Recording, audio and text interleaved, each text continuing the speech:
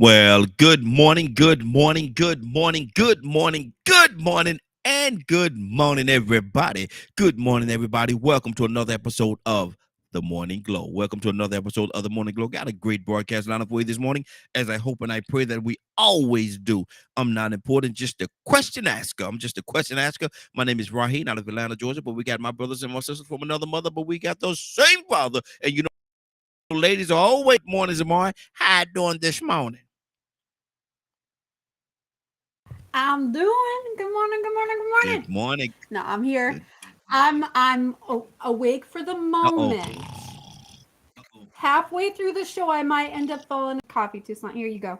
There you go. Wake us up. Wake us up this morning. Toussaint. Good morning, sir. How you doing this morning? Man, I'm good. I'm getting up. I'm ready to fight. I want to fight this morning. Look, you got your wife beater on, so you might be ready to fight. You got your wife beater on. I don't know about that now. I Look gotta at go put me a shirt on. I'm wrestling with this arm, man. there Lord you have mercy. is you all right? Yeah, I'll be at work next week. Good Lord. Lord. Boy, they got you back up in there, huh? They ain't gonna get nothing out of me, but I'm going. Now you gonna be still with us next week? Now that's gonna be the task. Mm-hmm. Man, Mm-hmm. I'm getting ready to retire. I'm Okay. getting out of there. There I'm you finna go. shut it down. I Let told it my go. wife I ain't going to work no more. Look, Get used to it. how time they give it up, turn it loose. Give it up. Turn it loose. Badger, good morning, Badger. How you doing this morning? Morning and blessings. Good dear. How you doing this Another, morning? Everything good? it's another beautiful day to be alive. There you go. There you go. Y'all talking about that coffee. I might have to step away for a minute or two in the broadcast and get me a cup of coffee. I usually just drink water, but y'all talking about that coffee, man. Y'all got me want a cup of coffee this morning. And I got that fancy coffee. Oh, let's see. You got a Hennessy in your coffee. See, I don't do my No, I coffee. don't. I don't Oh, do my I do not drink. Yeah, I know you don't, Badge. I know you don't, brother. It was a joke, man. Look here. So You what's you the you topic today? Let's get fighting, going. fighting, No. fighting. Badger was Because sound like like you he was you like talking running. about fighting. You talking about fighting too. So I'm Look, talking about fighting. The topic gonna be Badger, fighting. Badger was Y'all want like to fight? Let's fight. he was Take like your one of gloves them off. alcoholics. We're He gonna was do some like bare one of them knuckle. alcoholics. I don't drink. I don't drink. Exactly. No, I'm a sober alcoholic. I stay away from that stuff. Mm-hmm. Mm-hmm. Look, yeah, Tucson. Okay. Okay, Okay. I hear you. Yeah. Look, but hide that liquor before they get over here. Hide that liquor. But listen, You Zamari. better. Exactly. Zamari, in life, things happen. Sometimes the people that's close to you, um, that you count on, you rely on, you feel as though you could trust, and you can. But sometimes they do things knowingly and unknowingly, and they look over it or try to overlook it as if it didn't happen.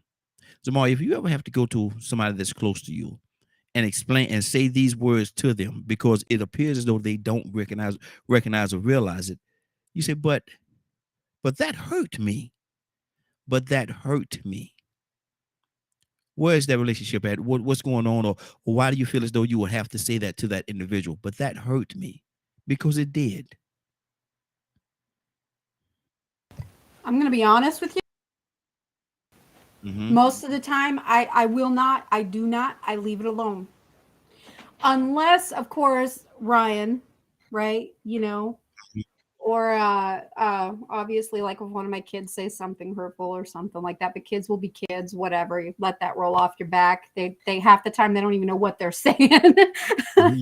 But I learned a long time ago that people are going to hurt you. And most of the time, like you said, I'm not, no, I always say most of the time. Sometimes it is unintentional Mm-hmm. because I do that, right? Like I'll say something, not necessarily meaning it in a hurtful manner, but just being my real, just being real, Mm-hmm. just throwing it out there the only way that I know how, which is raw and Mm-hmm. real. Um, so but I learned a long time ago, like the other half that mean it, they said it, they mean it, they don't care how you feel. Mm. They don't care. Mm-hmm. So I leave it alone. Most of the time I leave it alone. You know, the ones that really meant no harm. And you just I'm just that creature. Like, I just leave it alone.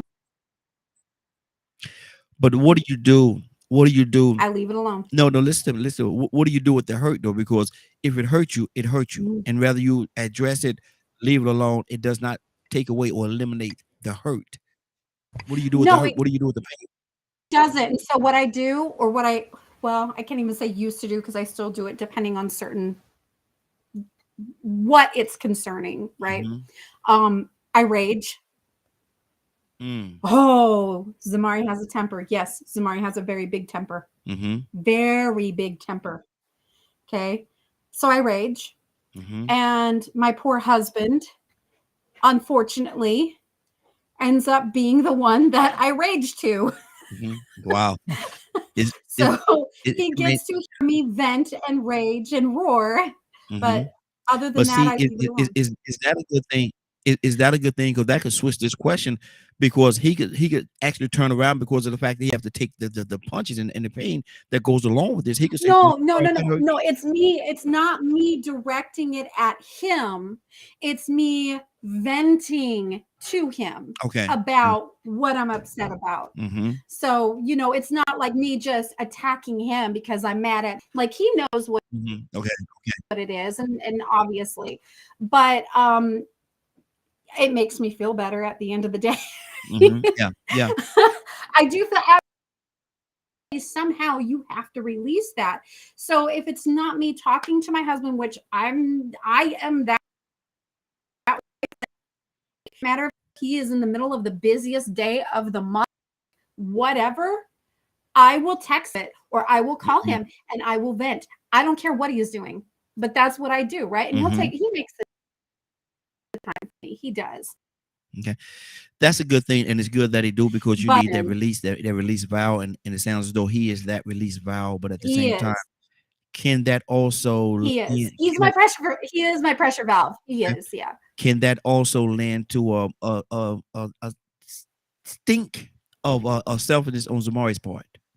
Not realize, you say, I don't care what he's doing, he could be in a certain situation where he have to fully concentrate on what he's doing at that particular time, and because it could be job, it is, and so does can that lend to a piece of selfishness on your part, that I don't care where he at, what he's doing, I'm gonna call and I'm gonna vent to him. He's gonna listen. He's gonna make time. I don't care what anything else that he's doing is second nature. He gonna listen to me. So most of the time I will just text it to him, right? And then when he gets back to me, he gets back to me. But it's like I have to, right? And he is my best friend, and he is the only person that I truly have that I can rely on for that. So it's like when I'm feeling a certain way about a certain thing, whatever it is, like it's almost, I guess you could say, like an impulsiveness to do that. Like I have to do that in that moment and get it off my chest, or I'm not going to feel better. And then I carry it with me all day. All day. I can't wait until he comes home to tell him, because all that anxiety and whatever. And so a lot of the time, it is me just texting it out to him. And then it could be just so much as, it's going to be okay. I love you. Don't let it get to you, when he finally does get back to me. And then it just helps to kind of bring me down a little bit. So, yeah. But it is selfish, and I understand that. I know it is. But when you don't have anybody else, right? So what are you supposed to do? And I don't know how to, I don't even know if it's an impulse or not. I don't know how to control it otherwise, because it's just like, it's a volcano bubbling over, and it could be the smallest thing sometimes. Okay. But he is my only person. He is my person. I see your smile, and you're like, yeah, okay, you're a little crazy. A little crazy. It's okay. Tucson, what do you say to that, man? If you ever get to a situation in a relationship that you have with someone that's very close, now we talk about somebody that's close to you, and because other people may not matter, it may not even matter one way or another, water off a duck's back. But if this person that's close to you, that's real close to you, do something, say something, act in a way where they don't even realize it, and you have to go to them. You have to go to them and say, you know what? But that hurt me. Where are you in that situation, in that relationship, or what is that? What area does that lead into? Lord have mercy, Raheem. Unfortunately, it's almost like a warning. Wow. Not saying that I'm gonna do anything, but I'm gonna cut you off. Mm-hmm. I mean, I love my people. I love my people. I love my and here's the thing. My family is close knitted,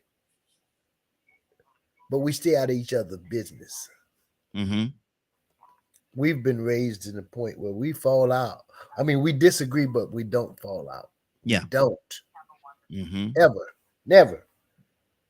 I mean, I've done some things, they've done some things that we like, okay now. Mm-hmm. I got my oldest brother. That's probably the only thing that he'll have to say to get an understanding. Mm-hmm. He'll say, okay now. Mm-hmm. Yeah. Yeah. I'm telling you, man. And that's it. That's all. And it's like straighten up, because look, Mm-hmm. you are not welcome at his house. No. Mm-hmm. Don't knock at his door. I remember Lord. Lord have mercy, I ain't gonna say that.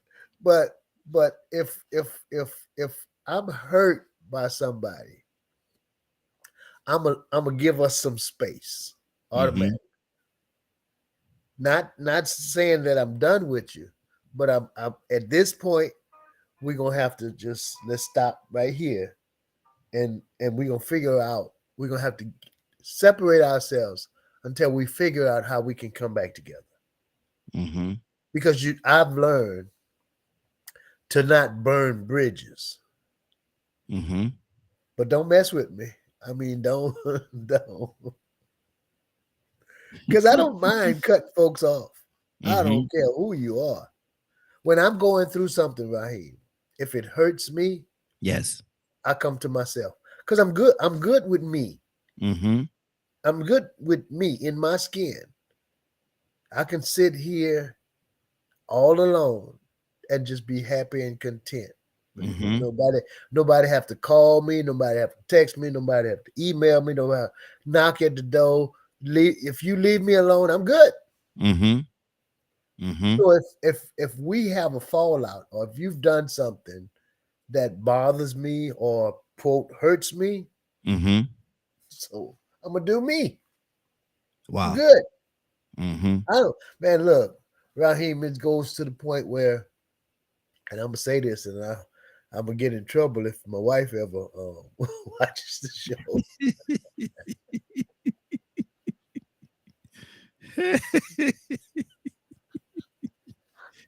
But the thing about us is, in order for us to stay bonded like we are, Mm-hmm. she don't say nothing to me, and I don't say nothing to her. Don't talk to me. And we both like that.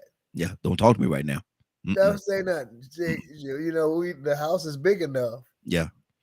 That we got some space to give each other space. Mm-hmm. Until we come to the point to say, and look, check it out right here.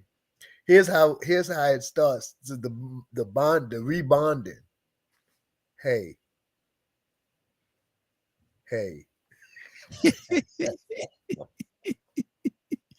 and we give each other a hug, and it's all good. Susan, I don't know why, but I think a piece or a part of you kind of like that, man. I love it. It don't bother me none, Raheem. Because I've gotten to a point, man, that I was good by myself for about 4 years. I was good, healthy as a horse. Yeah. You know, go on, go on, away, get away from me. Hallelujah. Tucson, don't get yourself in no trouble over there now. Now, if she look at this broadcast this morning, I don't want you to have to explain. I don't want that to do, you have to go into those. You know what she got? I think that she gonna do. She gonna come home and she gonna say, you know better than that. And she ain't gonna say, you know, I ain't studying you though. She say, I know you crazy. Look at that's why I said yes. I know you're crazy. I know the crazy I'm getting. That's why I said yes. I knew I was getting crazy when I said yes. I knew it already. Badger. Yes. Now you're in a situation or relationship or something like that, and somebody do something to you that's real close to you, do something to you, and they don't realize that they've done it. They don't realize, or they know they did it, but they don't acknowledge the fact that they've done it. And y'all get into a conversation about it one day, and you say, "But that hurt me." Badger, how long would you carry that? Or would you even acknowledge the fact that it hurt you? How would you handle it? How would you deal with it? Been on this radio show for a year. Mm-hmm. Mm-hmm. Donald got it. I know exactly. I know exactly what you're saying. I know exactly what you're saying. I know exactly what you're saying. But because I don't say anything, don't mean I don't know, brother. I know. Trust me, I know exactly what you're saying. But I'm So trying to get an answer, a direct answer from you. sometimes we can't expect the person to feel what we do. Mm-hmm. Sometimes things can hurt one person that wouldn't hurt another, and it can be hard to wrap one's brain around that. Mm-hmm. So there are levels of what I would call compassion, or it wouldn't even have to be compassion. I guess you could just say acceptance or acknowledgement. Mm-hmm. I think acknowledgement's a much better word. Mm-hmm. Um, and then from there, depending on what it is, it's up to the other people to be respectful of it or not. Mm. Mm. But Now, what if do it you gets do? What do into, you do as your hurt? What do you do with your hurt? The hurt that you have from this situation. What do you do with that? I work very hard to give it to God or Mm-hmm. Great Spirit. Mm-hmm. um, because yes, I can let it control me. That's why when I was speaking yesterday, I have gone through so much of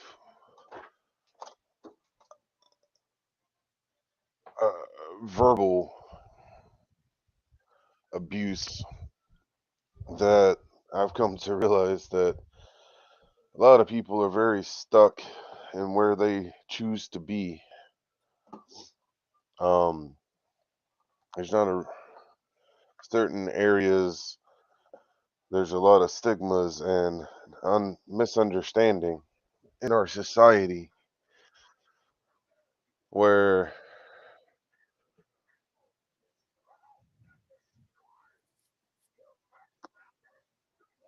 let's just go think about the changes that we've made in society or what we're working towards, and the fact that we're still having to fight some of the older generation that won't let it go. Mm. Like talking about gays, talking about racism, talking about well, talking about LGBT, talking about certain Badger. mental Badger. Disorders. Badger. We changing a whole lot of No, topics right now. We changing a whole lot of topics, Badger. so no, Yes. it's me saying that there are some people that you have to accept them for where they're at, and if you're going to be around them, it's an acknowledgement on both sides of where they are and where you are. Mm-hmm. If you want to cut them off, cut them off. If you have patience, sometimes that works too. Mm. But my question is, what do you do with your? I understand that cut them off. I understand you have the right to cut them off or be in their existence if you want to. But what do you do with the hurt that you have within yourself that this person has caused? You want to talk specifically about how I process it? Yes, I'm talking about you, Badge. I'm asking you. I, You I that's what I just explained. hmm But see, you explained it in a way where you was talking about other people and how generation do it, and you have a right to do it. See, that's not that didn't fit what I was saying. But okay, we'll go with that. Zamari, what do you say to that? Which Zamari? part, sir? We're still talking about the same thing. How do you process? How do you? I know you say you'll call Ryan and you'll talk to him, but all that's said and done, what do you do to process when you're by yourself and you have to deal with that hurt that was caused? How do you deal with it internally yourself without Ryan, without talking to I anybody don't. else? Well, okay, I can say obviously I do in some way, right? Absolutely. I guess you could say it and stews for a while, quite a while, because I don't know Wow. how to let stuff go sometimes. And so it really does. It depends on the circumstance. What am I hurt about? What are we just talking about hurt? And we're not talking about being mad, right? Yeah, we're talking about the hurt that came There's along hurt. with what was done. Yeah, the hurt part. Okay, so if we're not talking about anger, and ignore that stuff. If it's just the hurt, yeah, I don't let that stuff bother me. Wow. Anger is a different thing for me, but hurt, that ain't nothing. I've been hurt my whole life. And that's what I was about to ask. You know, is it a situation whereas, you know, a person has been hurt so much that it's almost like because it don't make it the sting any less. It's just that if you become used to it or something like that, if a bee sting you every day, you know, in the beginning it's gonna hurt. But if that same bee sting you every day, you may become immune to the pain because you're so used to it. So is that what you're saying? You just become used to the pain and you don't even pay attention to it any longer? You know what happens? Yeah, I mean, it's like, you know, it's like this that old rhyme we used to say as kids, you know, sticks and stones may break my bones, but words will never hurt me, right? Cool. Say whatever you want to say about me. Wow. Call me whatever you want to call me. I've heard it all. There is behind my back that I wouldn't say about myself unless you're calling me a liar. And like, unless you're, you know, those sorts of things, the lies, basically you're spreading lies about me. But even with that stuff, I just sit back and laugh. You know why? Because I know it's not true. So you go right on ahead and believe what you want to believe and say what you want to say and think what you want to think, because I know what's real.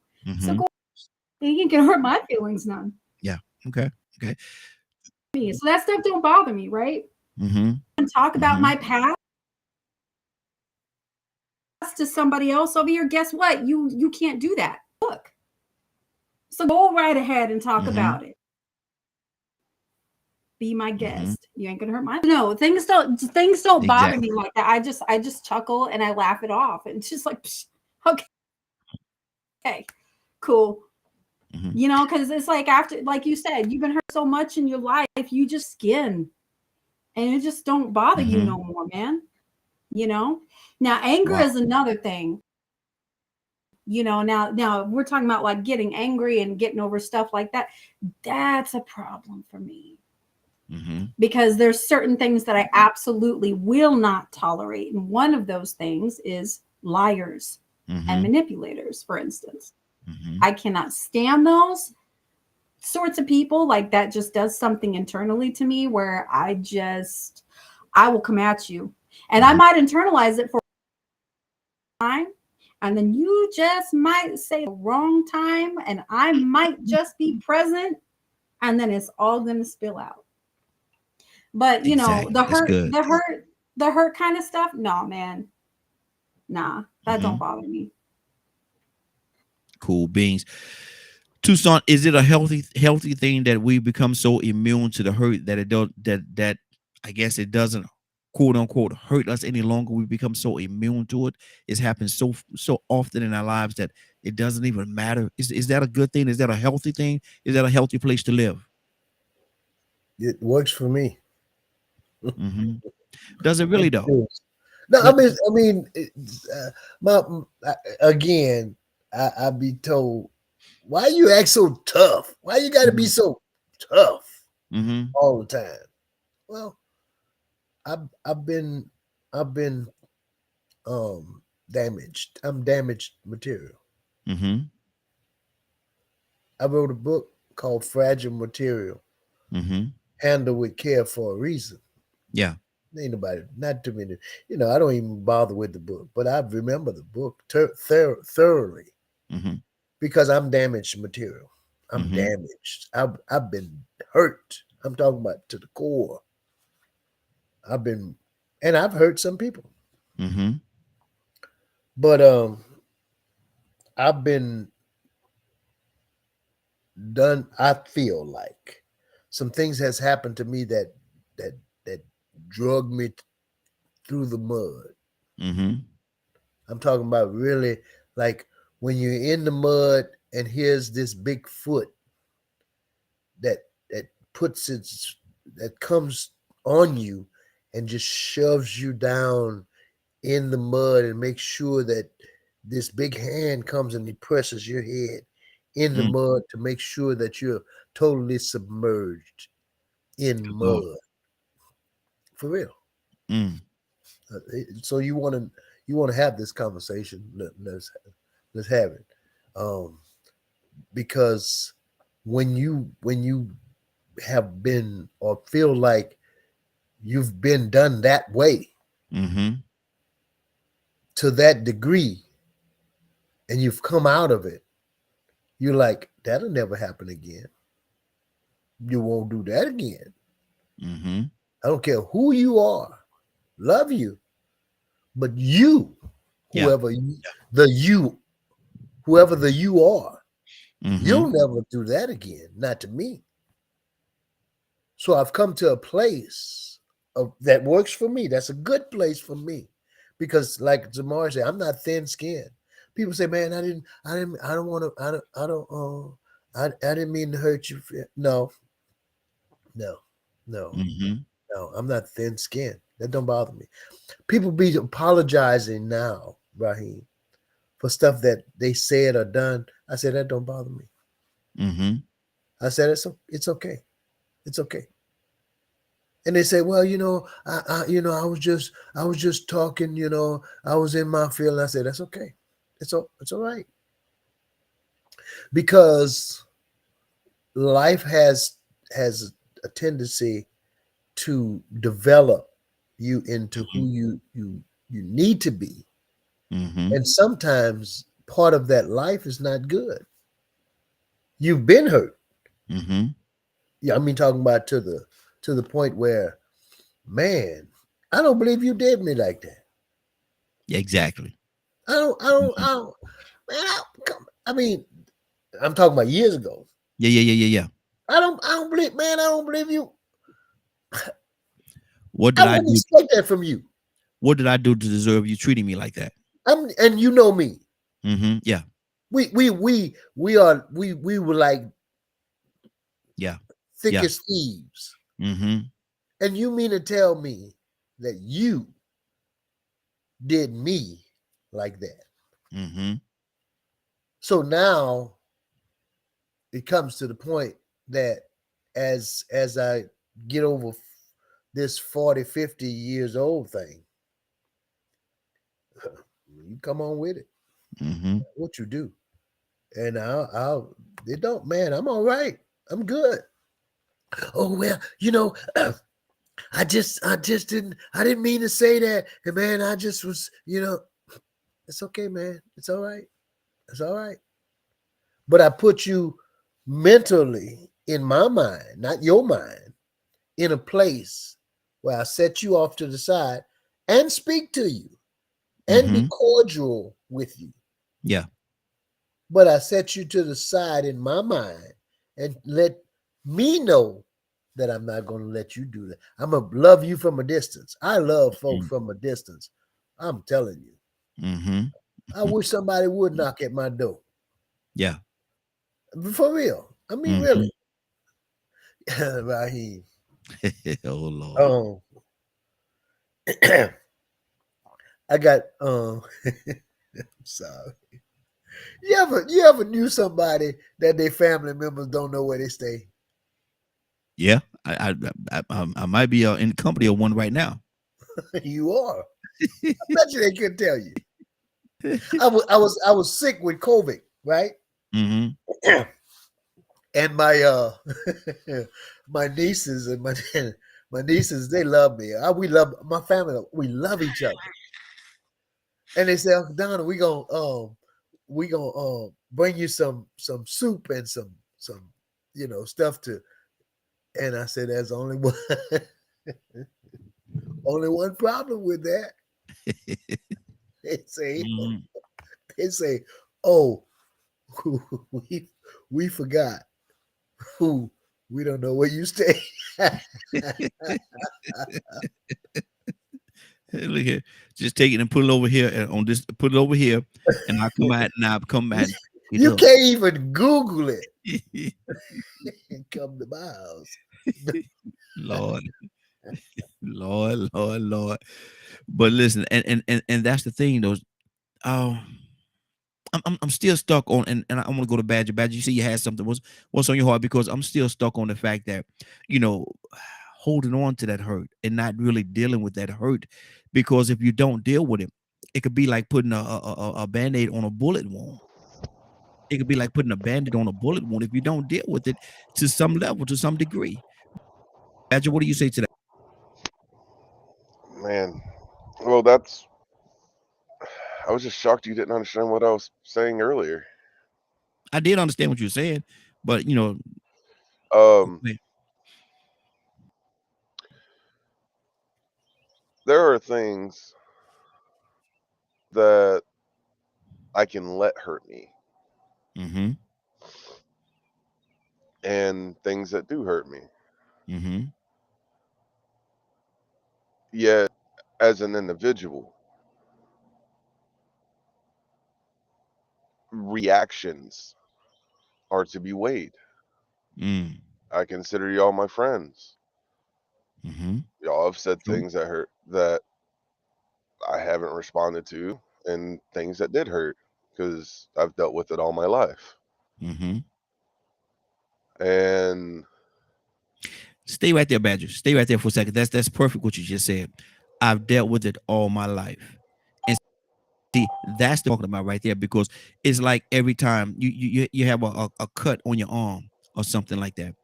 And over time it develops a scab on it. And then yep, every time somebody do something similar to you that reminds you of that, you rip that scab off, reopening the wound again. It hurts all over again. But unless until you treat that wound to a way where it can find its healing, it's never gonna go away. You're gonna always, because you said, and I love how which you is said that. You said it's been happening all my life. yeah. And so why keep pulling, why keep ripping that scab off? Why not just heal the wound and deal with it so it goes away and you don't have to deal with it any longer? Then I wouldn't be talking to anybody. Mm. Wow. You guys are still learning about the life of an autistic Mm-hmm. off and on in the past year, and y'all Mm-hmm. still say things that can be hurtful. Mm-hmm. You certain things about indigenous culture. Mm-hmm. So, but are y'all doing that to straight up be mean or rude, or is it because y'all don't know? Mm-hmm. So it's me teaching myself to not react and not to take it in a it's learning to change frame of mind Mm-hmm. of looking for peace, because I cannot expect you or Donald or Z or anyone to know what I experienced. Mm-hmm. So I don't hold other human beings to the expectation that they're instantly or overnight going to understand my struggles. Mm-hmm. They might, you could go research something and think it's true and come back and it's totally off in left field. Mm-hmm. Is the normal reaction supposed to be, I don't want to talk to you ever again? Why? That doesn't sound right to me. It doesn't feel right. But see, that reaction, and everybody deal with things the way they deal with things. And, you know, you can't tell nobody how to deal with whatever it is that they're dealing with. But that reaction right there is not a healing. That's not a healing process, because if somebody do something to you and you say, well, look, you know what? I ain't gonna talk to you no more. I just get away from me, and you just turn away from them. That still did not change or do anything for that hurt that they caused. Now you're not talking to them any longer. You're not talking to you avoided them out of your life, but you have not avoided the hurt that they caused in your life. And that hurt is, even though they're no longer there, that hurt is still there. So what are you gonna do with the hurt that this That's where person caused? communication comes in. But you said you dismiss them, you don't talk to them anymore. No, I said, is that the normal response? Okay. And that's what I'm reacting That's to. not how I and that's not how I do things. See, Badger, that's where you trick. That's where you're tricking the whole conversation up right there, because you'll say something and we think that you're talking about you, but you're talking about holistically, and we can't focus in on Badger if No, you I think it's asked holistic. because man, I don't know how many times I've had to say this. I do my best to live being responsible for myself and to others. So Mm-hmm. when I look at life, when I look at everything that I'm doing and what I'm going through, things are multi-connected because how I behave affects those that are around me. Me being the question asker, how am I supposed to know what you're talking about, or how am I going to connect with the part of the conversation that you bring in when you're going from so many different angles? That's why I asked you about Badger. That's why I asked you about Badger. I don't, and then when you come, you talk about, Communication. listen, brother, you can't have communication because you're throwing the communication off right now. Because I'm talking to you from one aspect and you talking to me from something totally different. And so that's a break in communication. I guess it's learning how things are connected. Zamar, what's on your heart, sis? I so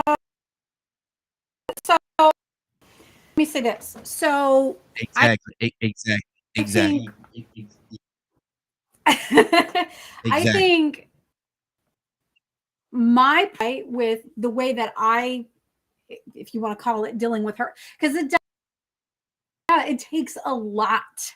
It takes a lot, really, to get me hurt like that. I was for a second there, I think. Oh, you're good. Oh, I did. Okay. Okay. Yeah. So my issue, because that resilience, right? And Ryan and I both are very similar with that. It's like it's like water rolling off of our back, right? It ain't nothing.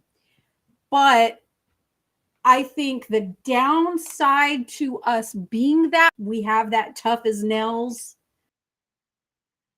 aspect to us with that is, yes, we recognize and we acknowledge our children's feelings, but at the same time, we are trying to toughen them up to the point to where it doesn't affect them like that. Right? Oh, oh wow, they said some words, and right? Like we talked to them about it, but at the same time, at the end of the day, it's like, and are you what they said you are? Are you this? It's just worse. What's your point?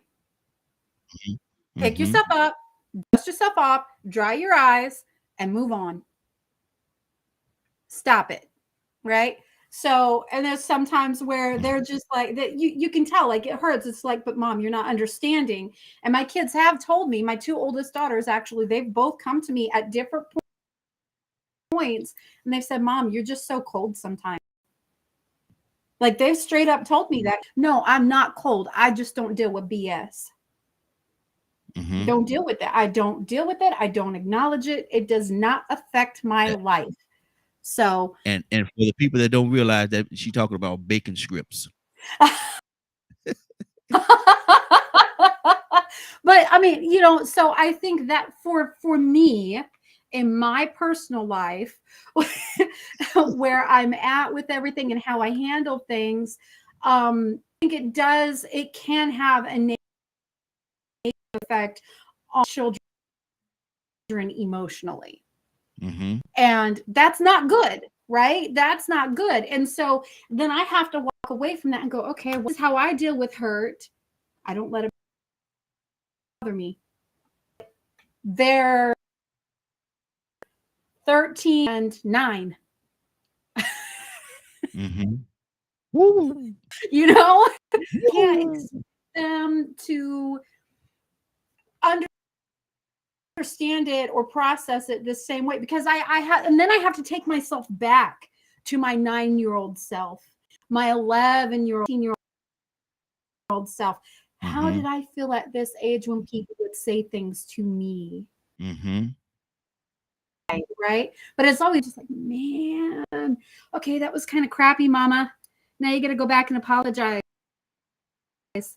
Because I'm just so, and I guess you could say I'm cold and calculated sometimes, just because, just like, nope, it's so cut and dry. Just don't give it attention.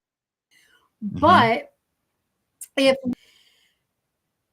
okay, sorry, I was reading what Badger just put up. Then it's not always. I wanted to address that too. Like, there are some situations, right, where you don't have that communication, and you might have way back in the past. Like, we always talk about trauma. I think all of us on here have some sort of trauma. Mm-hmm. We've all done. So that is still that haunt us in some way, and we are still dealing with the trauma of that. And you know what I recently learned? You know, is why I'm an insomniac. I just recently learned that in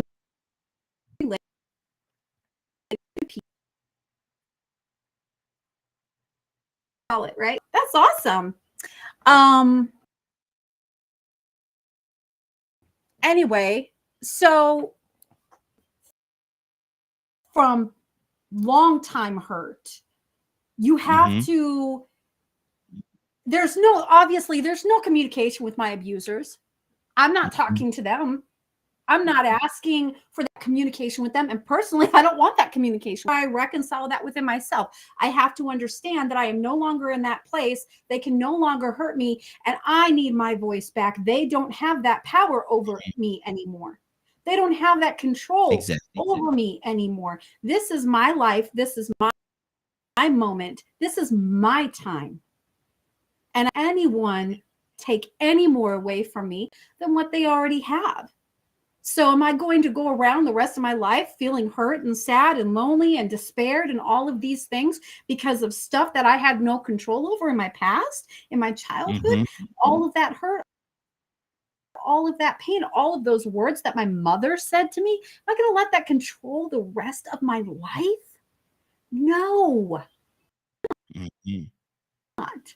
So I had to come an understanding within myself and get the answers that I need. I'm not going to get the apology that I need. That's the key right there. The realization, it's okay. Write it down in a journal. Go for a nature walk, whatever. Wow. Right? But self again and reconcile within yourself. Okay. You're okay today. Exactly. Yesterday doesn't. Hey, Zamar, I've been told that, you know, it's skipping a little bit when you talk. So if you can't go out, go out and come back in with the same link, and hopefully that'll give us a better connection, because it's saying it's skipping. Yeah, I just got a thing up here that said my connection was acting up. So yeah, I'll do that. Yeah, go out and come right back in. Toussaint, what do you say? Is communication the key? Do you think communication is the key to this whole situation that we're talking about right now? People have to talk, and have to communicate with each other, because I know that there's some instances where you can't communicate because, you know, that hurt has caused so much pain. It actually caused a divide, and you're no longer associating with this person at all. So how do you have the communication with somebody that you're not talking to? I think that's healthy. Don't say nothing to me. I ain't gonna say nothing to you. But Tucson, I that's think still that's good. see, I tend to kind of disagree with that, and the reason why, because like I said earlier, yes, you're not talking to that person. Yes, that person can't hurt you anymore, but that does nothing to the hurt and addressing the hurt that they've already caused in you. That hurt is still there. That hurt more because you ain't talking to them. That you don't want them in your existence. That part is fine. That eliminates the future hurt. But what about hurt? What I mean, Raheem, I hadn't totally cut you off. Mm-hmm. I just need my space. See, it's not a. I can't let. I've gotten to the point. I can't let you manipulate my life. Whoever you are. Mm-hmm.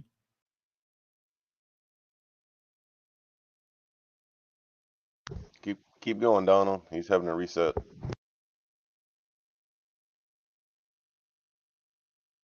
Did he get cut off too? Donald? Ah, that's much better, Raheem. Mm-hmm. Okay. I think that is good. So I try not to sever a relationship, no matter how bad that relationship has turned out to be. Mm-hmm. But I do need my space because I got to carry on. Mm-hmm. So I can't get stuck in the hurt, in the moment of displeasure. Mm-hmm. See, some people Mm. they get caught up in that moment. Oh, Okay. you hurt my feelings. Mm-hmm. My whole day is ruined. The devil is a lie. Yeah. Got some that do that. Absolutely. I'm all in my feelings. Well, what's wrong with you? Mm-hmm. Ain't nothing wrong with me. So what I'm saying is, if you hadn't gotten to the point that you absorb your moment, you'll meet the next person and take it out on them. Mm-hmm. You understand what I mean? Yeah. And sometimes we do that unknowingly because we're in a past moment going into the future and taking it out on the next person we meet. Mm-hmm. So what I do, I'm trying to learn how to do still, is capture the moment. Okay, you hurt me. All right. Now, give me some space. Let me, I guess, take a good look at, just analyze that thing. Soak it up, my sleeves, give me and you, that person, some space of time. It don't have to be but 5. Mm-hmm. And then you come back and you say, oh man, I want to tell you. I said, man, look, I don't know where they got over there. Mm-hmm. Rather than letting it go on and on and on, and I got an attitude with you tomorrow. No, no. That space that I've allowed us to have between the two of us, that was enough for me to heal within, because I'm not trying to heal outside. A lot of people, I'm thinking, they try to heal from outside influences. That's why people turn to different things, because they try to heal from the outside. Well, I'm just going to smoke me a blunt. Mm-hmm. The devil is a lie. I ain't finna smoke nothing. I'm finna give you and me some space so that I can think about where I'm going in life, not how you have altered or made an attempt to alter my life. You're not going to alter nothing. I ain't studying you. So you don't give them that power. No, that's witchcraft. I call that witchcraft. Mm-hmm. If you let somebody, anybody, manipulate the plan that God and you have for your life, I think that's witchcraft. Mm-hmm. A form of it. That's manipulation. Mm-hmm. Even when you didn't see it coming. Some people do things and they don't even know they did it to you. They say some things and they don't mean no harm. They just say it. I mean, I hear you talking now, and I might not agree with what you're saying, but I ain't gonna let it hurt my feelings. Mm-hmm. We just having a conversation. And so if I get off in my conversation, we don't think alike. It's just what it is. So I can't say, well, oh, doggone it, I ain't gonna, I'm just hang up. I ain't gonna, the hell with Raheem Show. And, you know, I ain't gonna call you no more. And we've had people do that. Yeah. That's fine. Oh, yeah. Oh, yeah. The show go on. The show go on. So what I'm saying is, you have to separate yourself from that moment, that particular 30-second, 10-second moment in your life, that if you don't be careful, you can let 10 seconds of a lifetime this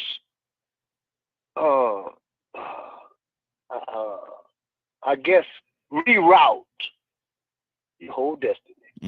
That don't make no sense. Tucson, you know we'd have had that, man. People say, man, look here, I ain't coming on that show no more. Yeah, I know. I know. I know. We got people watching right now, right? They're watching, and they want to be a part of this conversation or any other conversation that we have had, but they've allowed one thing you said to alter the whole thing, and they can be beneficial not only to our lives and your life, but their own life. But they won't let that 30-second moment heal, and it's been kicking for 6 months. And see, the devil is alive. Exactly. And I say to that person, whoever that person may be, and there's been a few that don't want to come on anymore for whatever reason. They're always welcome. They're always welcome. They come, I'm gonna welcome a man like I'm gonna welcome a man like they never left. Not gonna have any ill feelings toward them whatsoever. Because I don't carry that stuff, man. It's too much to carry. It's too much weight to bear, man. I ain't got time for that. You come, I'm gonna treat you, whoever you are, you come. I'm gonna treat you like when you first came. Love and respect. I'm not gonna agree with everything you say. Probably not. And I'm gonna let you know that I don't agree with what you say, but I'm gonna try to do it in a very respectful way. I'm not gonna I'm trying my best not to disrespect anybody. But that's not what we do here. Badger, what's on your heart, brother? Man, it's interesting how just different word usages can get the same message across. And to me, there's that communication. So it's learning how to be around other people sometimes. And of course there's the super toxic ones, or the ones that don't even realize that they're hurting you because you've taken something offensively. So there's a lot of learning about oneself and acknowledgement that other people may not understand your struggle or your issues. So and we'll go a little bit deeper into this.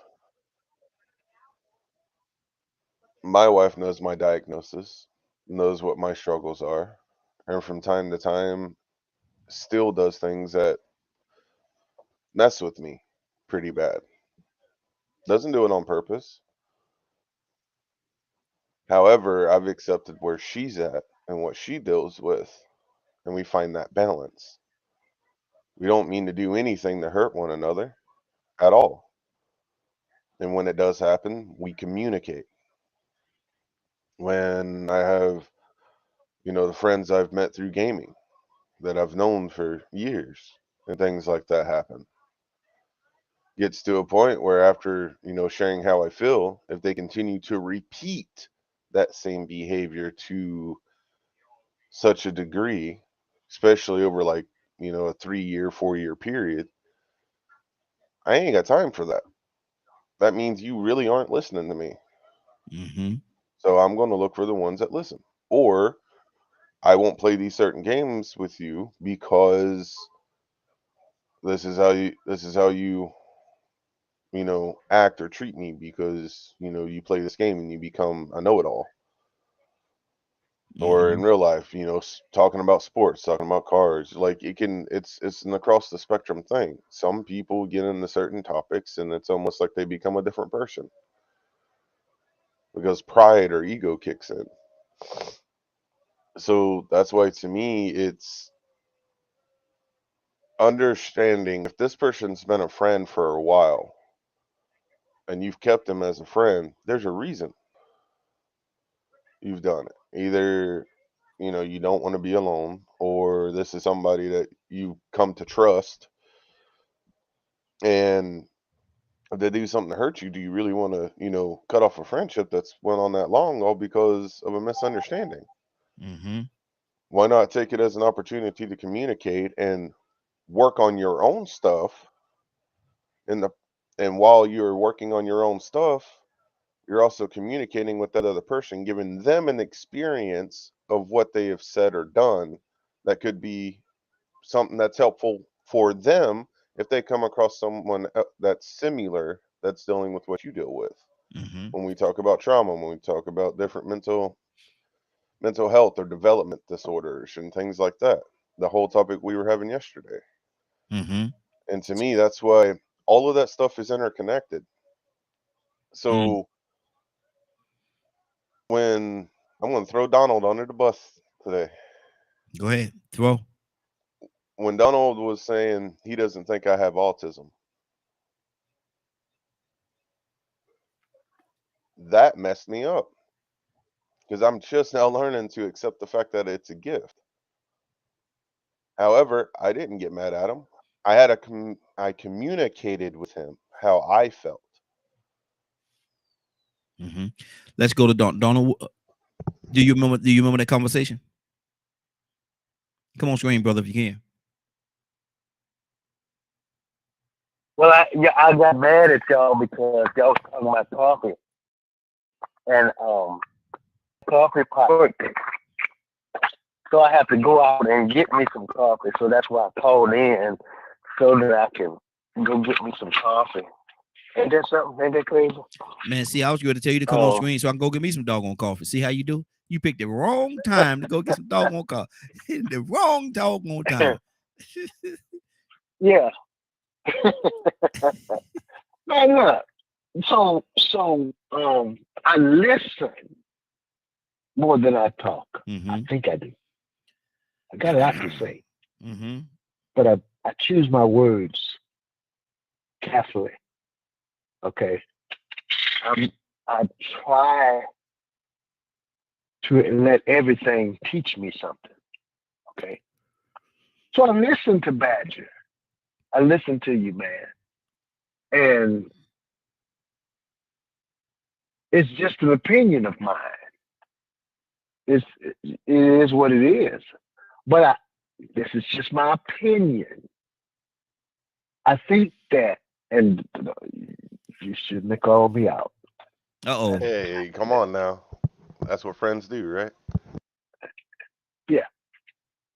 But see, sometimes we don't let our past go because it has been detrimental to our health. We have captured a moment in our life throughout our lives, and it has been so damaging that we stay there, and we can't. It requires forgiveness, no matter how bad it has been. It requires forgiveness. It requires you to look within yourself rather than trying to be accepted by anybody. I don't need to be accepted by anybody. I'm me. Mm-hmm. It happened to me. Yeah. Yeah. I have to accept that. Mm-hmm. It happened and it made me better. It taught me some things. It showed me that I can't trust nobody. Wow. Because the very people that are close to me might be the people that hurt me the most. It is what it is. but it made me who I am, and I'm good with it. So who cares at this point? Because I'm a better person now. Mm-hmm. So when I, and maybe it is what it is. If we continue to self-diagnose ourselves with the same issues of life, we become that in our own mind. Tucson, let me ask you And this question. since you said what you said, I say to you, my brother, that it's not autism. It's the past that has actually made you a better person that you don't let go. Okay. Let me ask you this question, just Tucson. saying. Let me ask you this question, Tucson. We got a couple of people on the phone. I definitely want to go to them as well. But you say that it killed a certain part, or it disconnected a certain part of you, that hurt that it caused. Could that have very well killed a part of you that you really needed, that you really wanted, that you long for right now? Could that have killed a piece or part of you that you really need, that you really want right now? Because hurt could be very damaging. Yeah. It could have, and it could have either killed or resurrected. Because some things damage us so much that we almost wish that we were dead. Wow. Or it would have took us out. Yeah. Okay. But the fact that we overcame and went through it at this point in our lives, we should let that rise us above that moment and be better and move on. Okay. Good deal. I was gonna say Tucson. It does, but like I said, you kind of answered the question I was throwing at you, but we can definitely go with that, because what I was coming from is it could have killed a piece or a part of you, an element of your life that you really needed to rely on in certain situations, but because because of the fact that it caused a certain hurt, and the person that caused the hurt, you allowed that to eliminate that part of your life. But let me go to Rico. Rico, good morning. How you doing this morning? Told you with the T coming to you next is Rico. I know you've been listening to the conversation, brother. What's on your heart? If you get to the point where you say, but that hurt me, you got to say that to a person. Maybe it's a younger Rico, but you had to say that to a person. What point is in the relationship are you in that time, and what does that do to you? That's a hard question, man. Just jump in the middle and just come at. I mean, I ain't got no kind of content or nothing to go off of to even start trying to answer that question. So I really just called in to want to, because I think you was talking about hurting and healing, right? Yes. And I think compared to what everybody's saying, is pretty the same. You have to be able to communicate. But there's so many levels to that hurt. I was thinking about situations where somebody might have been in a home where they had a single father or a single mother, and they were struggling, but this was all they had. This was the only person that they had. They were completely dependent on this person. Yes. Then somebody just come and take advantage of them and kill them, do something to them, make them disabled. Well, they can't provide for you anymore. You don't have them anymore, but you relied on them. Man, it's a lot to listen to the person that done that and forgive them, to even be able to communicate with them, even if they, wanted to begin to try to explain to you why it happened. Oh man, I was in a bad place and I was broke and I just went in the right mind and I was going through this and that and I was drunk. Yeah, I get all that. I get life was happening to you. But did you have to disrespect me like that? Did you have to hurt my well-being like that? Yeah, you fixed your problem, but you made mine worse. Selfish, but man, it's easy to have these conversations about healing and forgiving and this and that, man. But it's levels to the type of disrespect and victimization that can happen. But then if it is to a point where it isn't that serious, like it's to a point where when people get mad at me no more. Yeah. You have to sit back and ask yourself, wait a minute now. what type of conversations were going on to a point to where you separate yourself from other human beings? You know, it's different if you were a corporation and you were selling powder milk, you know what I'm saying, for baby formula, and then creating a situation where these people couldn't even have clean water to make the powder milk. Now I can get mad at you because you are really having an impact on somebody's life. You are actually destroying their life. You know what I'm saying? Doing things to them that might hurt for generations. But now you have a disagreement of opinion on whatever the topic is that is probably no priority in the real reality of the purpose of man. I mean, you think about all the things that people let divide them. Yep. That has no type of relevance to what the creator even created. Now we might create it, but it's somewhere to when you think about all this greatness that he has created, out of all the things that he has done, all this miraculous stuff that we can't explain, we can't appreciate what he created enough, each other, to the point where we can get along or not get divided over other trivial things that man has concocted. But, you know, that's a sign of being under influence. So some people, they don't really understand that they're under the influence. They don't understand that their brutal honesty is also insensitive. So, you know, and some people can't help to be but brutally honest. I'm one of those type of people, man, you know what I'm saying? That I'm going to either hold my tongue or I'm going to be brutally honest with you. And I'm going to try to, even when I try to pitch it up and make it sound sweet and nice, because I don't want to come out the wrong way, sometimes I just have to come out and say, man, that was just stupid. That was your fault. I don't want to hear it. I don't care. Whatever you say, you was wrong, you was wrong, you was wrong. Your justification does not stand. It's unacceptable. So sometimes you have to be brutally honest. But the thing is when these brutally honest people use as an excuse to be rude and not accept the reality of the fact that they are inconsiderate or insensitive, which is disrespectful when you are insensitive.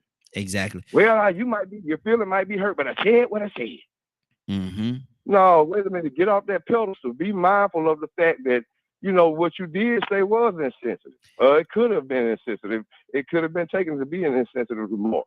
Hey, Rico, but, and they can say it is important for that person to be able to accept accountability. And you know, like me personally, man, I don't just look at how people done me or how I could have responded as a victim.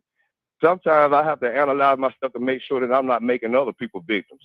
I'm always Rico, what do you say to this? I'm not making other people the victim. So I think you have to analyze yourself.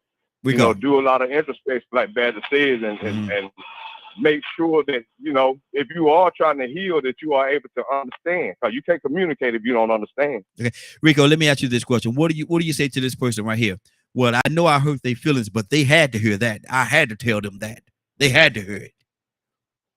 Is that insensitive? Sometimes the truth hurts. Sometimes the truth does hurt. Sometimes you do have to hurt somebody's feelings. Sometimes you have to pull a person down off that pedestal. Like when they say they want a man that makes 6 figures and 6'4" and 200 pounds and in shape, but they 5'2" and they built like Refrigerator Perry. You get what I'm saying? Boy, you hitting hard today. Boy, you hitting hard today. 4 or 5 kids by 4 or 5 different dudes. You know what I'm saying? That might hurt somebody's feelings to think that they are they have put a standard out there that they can't live up to. Wow. And so you have to check people and put them in their place. Yeah, look at, wait a minute. You know, you ain't doing too much better. Wow.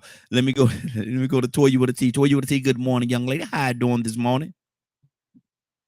How y'all doing? Good morning. Good morning. Good deal. Toya, if you're in a part of the conversation with somebody and they have done something, somebody that's close to you now. Let's say somebody that's close to you, and they've done something to hurt you, and they don't acknowledge or act like they don't even realize that it hurt you, and y'all get into the conversation, and you look at them, you say, but that hurt me.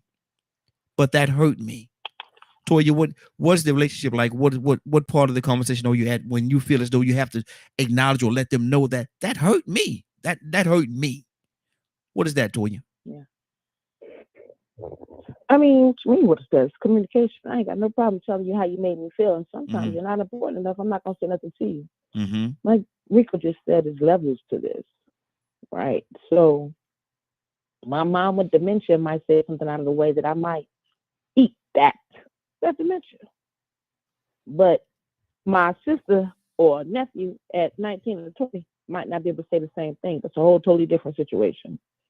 You know what I'm saying? It's like sometimes, you know, I want to hold them, you know, but me, I'm a very honest and vocal person. And if you hurt my feelings, I'm going to let you know, you hurt my feelings.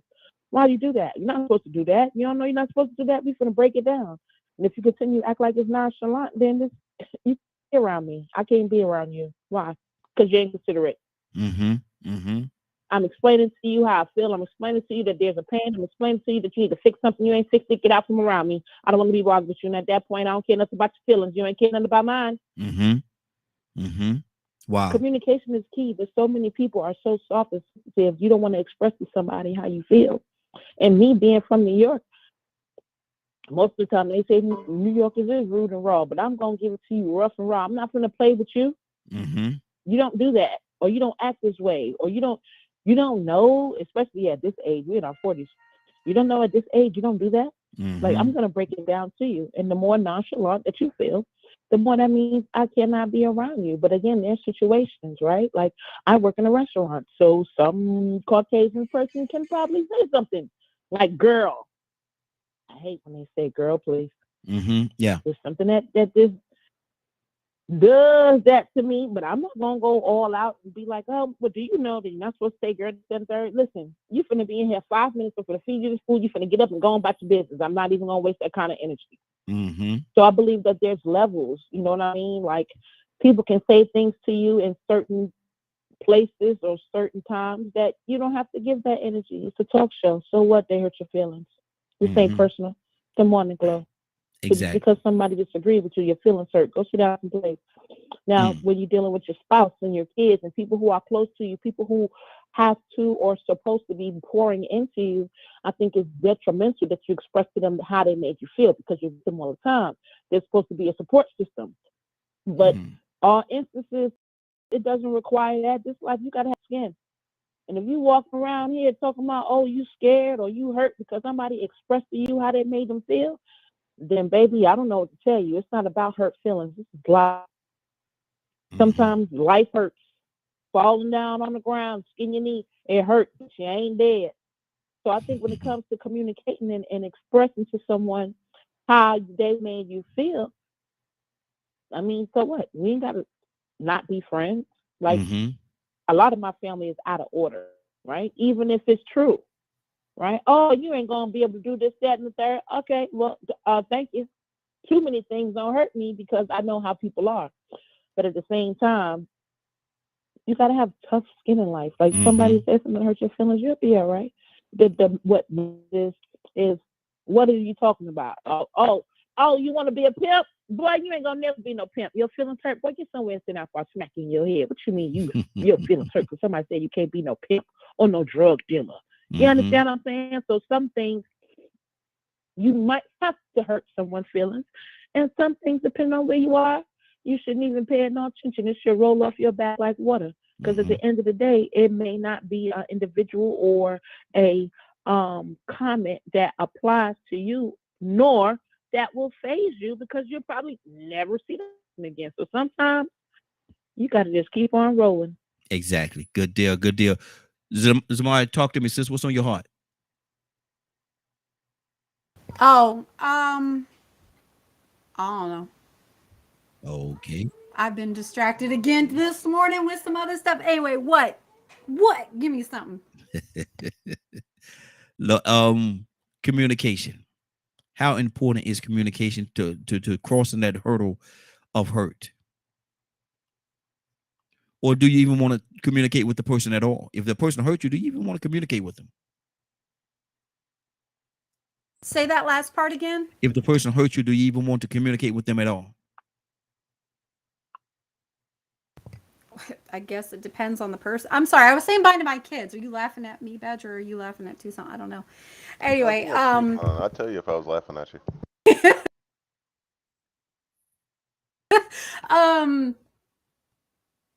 Right. It's like I said earlier, the people who have hurt me in my life and my past, do I want to speak to them? Do I want to communicate?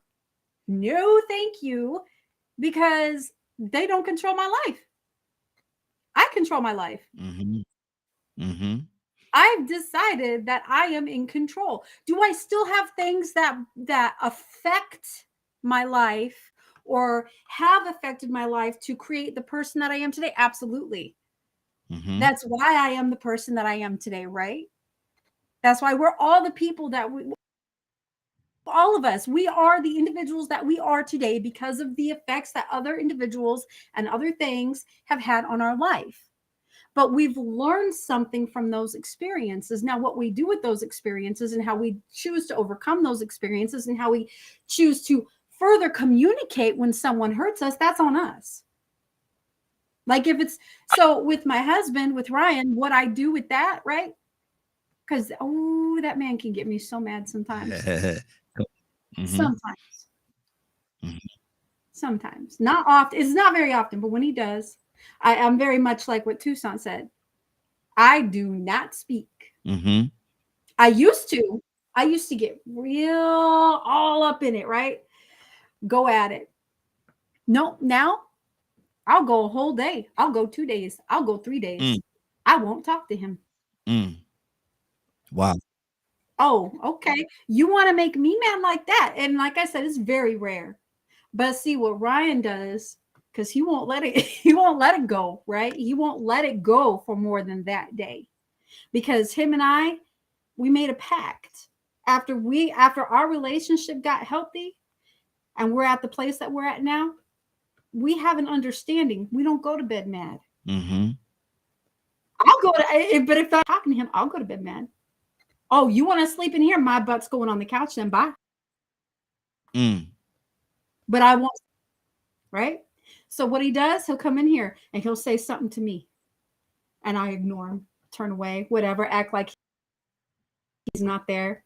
Oh, you're going to do me like that? And then it just gets stupid after a while, right? It just feels so silly and so stupid.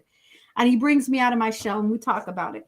So, but that's me. That's my issue because that's when I get to that place, whether it's hurt or anger or whatever with him, rather than retaliate, rather than fight back and get mad and share words and have words and all of that stuff, right? I just shut down because I don't want to say something I'm going to regret later. Wow. Okay. I don't want to do that. We've already played that game. We've already done that. Okay. So it's better for me to just shut my, right? That's what I do. But then after I come out of my shell, after it finally gets me to come out, right? And I might giggle after it, but then we talk about it, right? And the first thing out of his mouth is, I'm sorry. I'm sorry that I hurt you, whatever. But he does it in such a sweet, silly way sometimes where it's hard to not laugh about it. And then you realize, man, I was mad at that. Mm-hmm. It's just so stupid, right? Yeah. So, but with other people in my life that have hurt me, look, I've tried. My father shuts it down. He don't want, but that happened back over here, right? So Mm-hmm.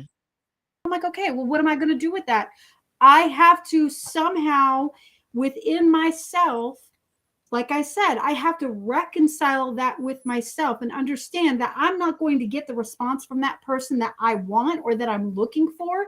So I have to be okay with that. After I have to come to terms with that thing that happened in my past. Yeah. And there is exactly a lot of it I absolutely have come to terms with. Cool. Have and this, I'm just throwing this out here. Have any of you all ever had a situation where y'all had an argument or disagreement or whatever, and then when y'all start talking again, say, what was we arguing about? What were we? No, because I always remember. I remember every argument we've ever had. Mm-hmm. Wow. I'd be like, so much has gone on throughout the course of the conversation. I don't know all that. Times. It's changed so many. Hold on. It's changed so many times throughout the course of the argument. It's changed so many times. You can't even really remember where it started because y'all done talked about so much. But go ahead, Zamari. No, I was just gonna say I don't remember dates, times, places, all that. I know there's someone out there, like they got that down to a T. It's like they got that in a book. Aren't I don't need therapy. What are you talking about? I don't need therapy, Badger. But Look, there is nothing that a therapist can tell me that I don't already know about myself. And that's not me being egotistical in any kind of way. I already know. I already know my issues. I've already pinpointed everything that I am and everything that I'm not. I already know. So, and yes, I have worked through a lot of my stuff. So I don't know what he's getting at with that. But no, I'm done. That's pretty much it. Like I really have reconciled a lot of my pain within myself. Preacher, And you know preacher, what I realized preacher. recently? We got to. Well, let me just say this and I'll finish up. What I've recently discovered, because I used to write a lot of poetry, lots of poetry, and apparently poetry is a amazing form of therapy. Amazing. That's been proven. And I think that's what's helped me through a lot of my stuff is the fact that I took the time to write that stuff down. Good deal. Anybody else have anything they want to say on this topic before we move to the next one? The women never forget. They're like elephants. They never forget. They I'll be know, nice today. they know in detail what happened. And boy, I tell you what, it can be 6 months ago. And you be like, what I do? And they said, we were sitting down here and we was watching Gunsmoke and all I was doing. And you had that blue shirt on. Yeah. With and your socks didn't match. You remember? And it was a commercial on. Mm-hmm. And you said, and I'm like, you mean to tell me you remember all of that? Mm-hmm. I'm like, I'd have moved on from that. But 6 months later, here it come again. I just ain't got over that. I'm just going, and I'm like, I've been waiting on the right time to tell you this. You mean we got to go way back there, and then you're going to, here you are trying to figure out why are we having this conversation? Mm-hmm. Mm-hmm. Well, I want to talk about it. Exactly. Okay, we're gonna switch up right now. Let me go to Rico. Rico, anything on your heart right now, brother? Yeah, I was thinking about how tough it is navigating how to express yourself. When you're in a certain situation, whether you want to hold up and say it now, when you are offended, when you feel disrespected, or when you've been hurt, it's tough navigating because if you're not, you might express it in a way that, well, you want to heal, but it actually makes the situation worse. Yep. Because you haven't collected yourself. Mm-hmm. You aren't calm. You know what I'm saying? Or maybe, because this is what I catch myself doing, like what Toya just said. Every now and then people will say some things, and I have to catch myself and be like, he trying to be funny. Do he know I'll knock his head off? Man, they must not know me. But what if they don't mean that? Mm-hmm. Calm down, Rico. They may not have been trying to be funny. It may just be coincidence. Mm-hmm. What you do, ask them. And if they say that they weren't trying to be funny, but they were referring to you, you know what I'm saying? Or if you know that they were referring to you, to make sure things don't get out of hand, because they might not want none of what you got to come bring to the table. If they decide they want to get small, sometimes people feel like get back at you because you confronted them and asked them about what they did. They already got intention. Mm-hmm. But they really don't want no part of you. And you don't want to get in trouble. Yeah. You just have to try to say it in a respectful way. Man, I don't know. I ain't trying to come at you wrong or nothing like that, man, but you said something earlier that, it sort of offended me a little bit. I'm just trying to make sure, you know what I'm saying, that wasn't no intention. Mm-hmm. I was just letting you know in case you didn't know those words, because I'm like Toya. The word boy, man, you could be a black person that called me a boy. And it hit me some type of way in my gut and in my chest with my pride and my ego. Man, I don't like that word. Yeah. Exactly. I hear the N word sometimes. Ooh, man. Sometimes I almost be about to a little off. I have to catch myself. Wait a minute. Sometimes I tell them, look, man, you can't say that. Then sometimes I leave it alone because I know they're trying to express it in the way that it was said. And even though I know they're not meaning it, so I have to help. Was you saying that just to try to get one by me?